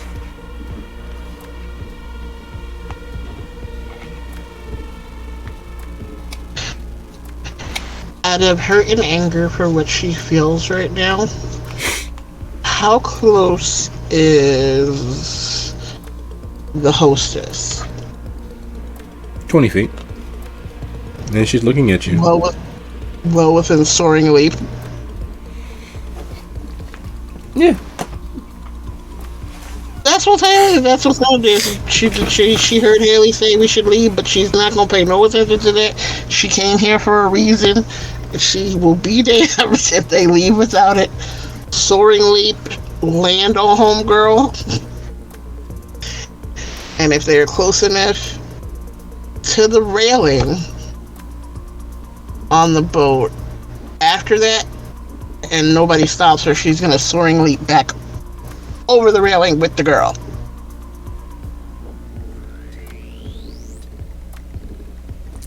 Well, now, Haley, watching Gigi take flight, Is there anything that you would attempt to do? I mean, I think at this point she would just be kind of dumbfounded.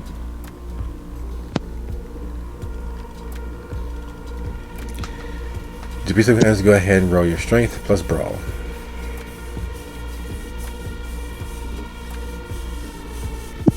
Haley or Gigi? Gigi.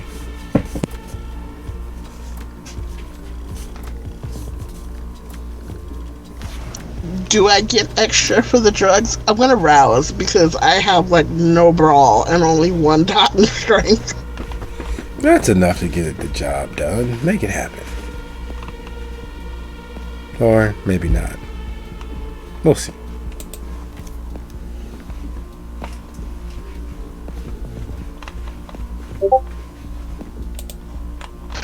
Well, I mean, the fact we did say strength, she ripped the doorknob off. So I think I should get a bonus for strength. I'm just saying.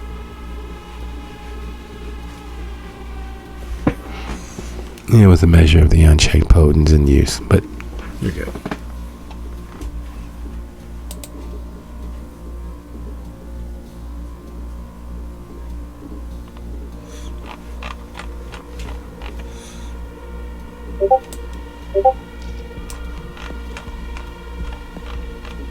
So that adds 2 to my roll, not 1, right? Yes.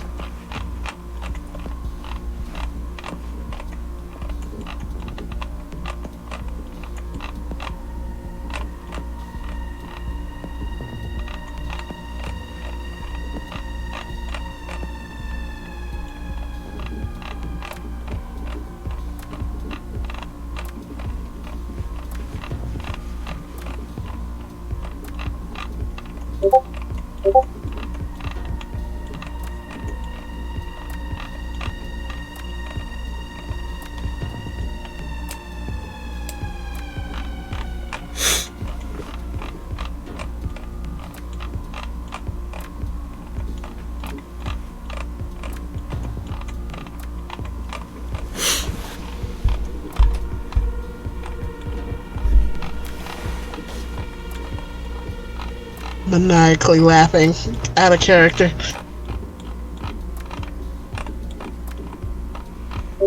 Maniacally laughing? That sounds interesting.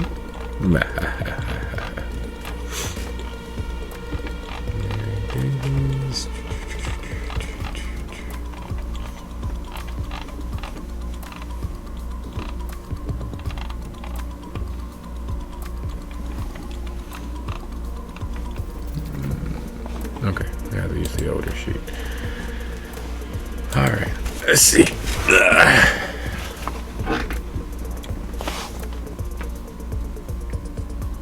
Oh, shame on you.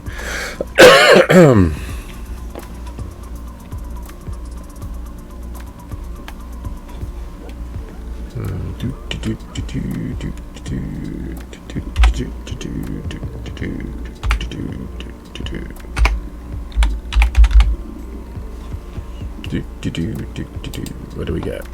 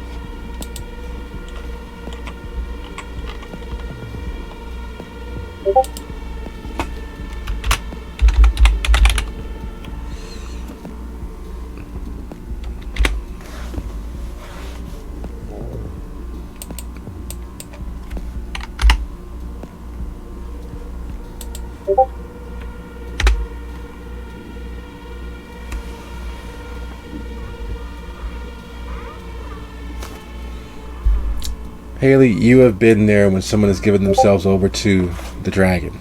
You've been there when people have given themselves over to the monkey on their shoulder.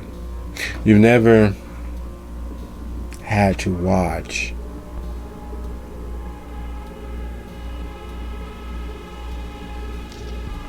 that final ride. You've always managed to miss it by a day or an hour, or been busy elsewhere across town, except for your last time at Salacious. You are literally watching someone give themselves over to the monkey on their back. You're literally watching someone give themselves over to the dragon, as in the leaping from the dance floor towards Alicia, there is a horrible savagery that descends across Gigi. Fingers extended, arms tensed, muscles straining against the undead flesh that it inhabits. The snarl escaping, fangs extended. It is a sight to behold. The shadows clinging, reaching from their various places across the dance floor, attempting to encircle them like a cloak or a cape.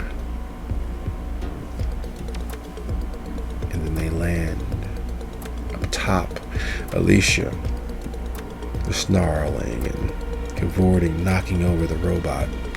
Most eyes already turned in that direction are at a loss for what to do for roughly 30 seconds. 30 long seconds, which have been shortened into 3 eye blinks. And much like a beloved political figure being beset by someone throwing a can or a shoe or brandishing a firearm, chaos descends. The area is swarmed.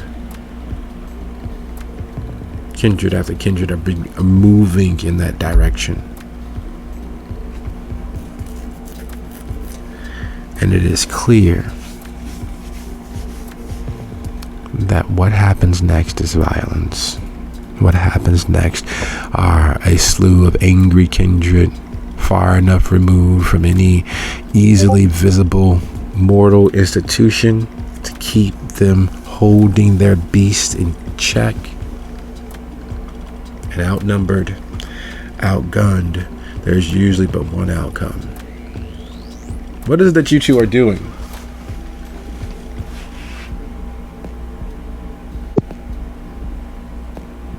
Well, unfortunately, Haley being Haley, and her number one conviction being my own survival comes first, she is going to use this distraction probably as an attempt to get the hell off this boat. Because she's not going to be much help in a fight. And there's no reason that both of them have to die, in her mind.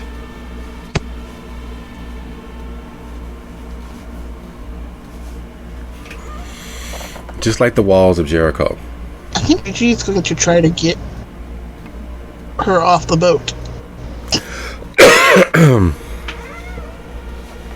No, understandable. And that is the aim. That you're sticking to your guns with all of the pride and belief that had hundreds of individuals flocking to the Alamo. And just like that resilient refusal to cede the territory, to cede the building, to cede the church, you have every intention of going down swinging. You see yourself as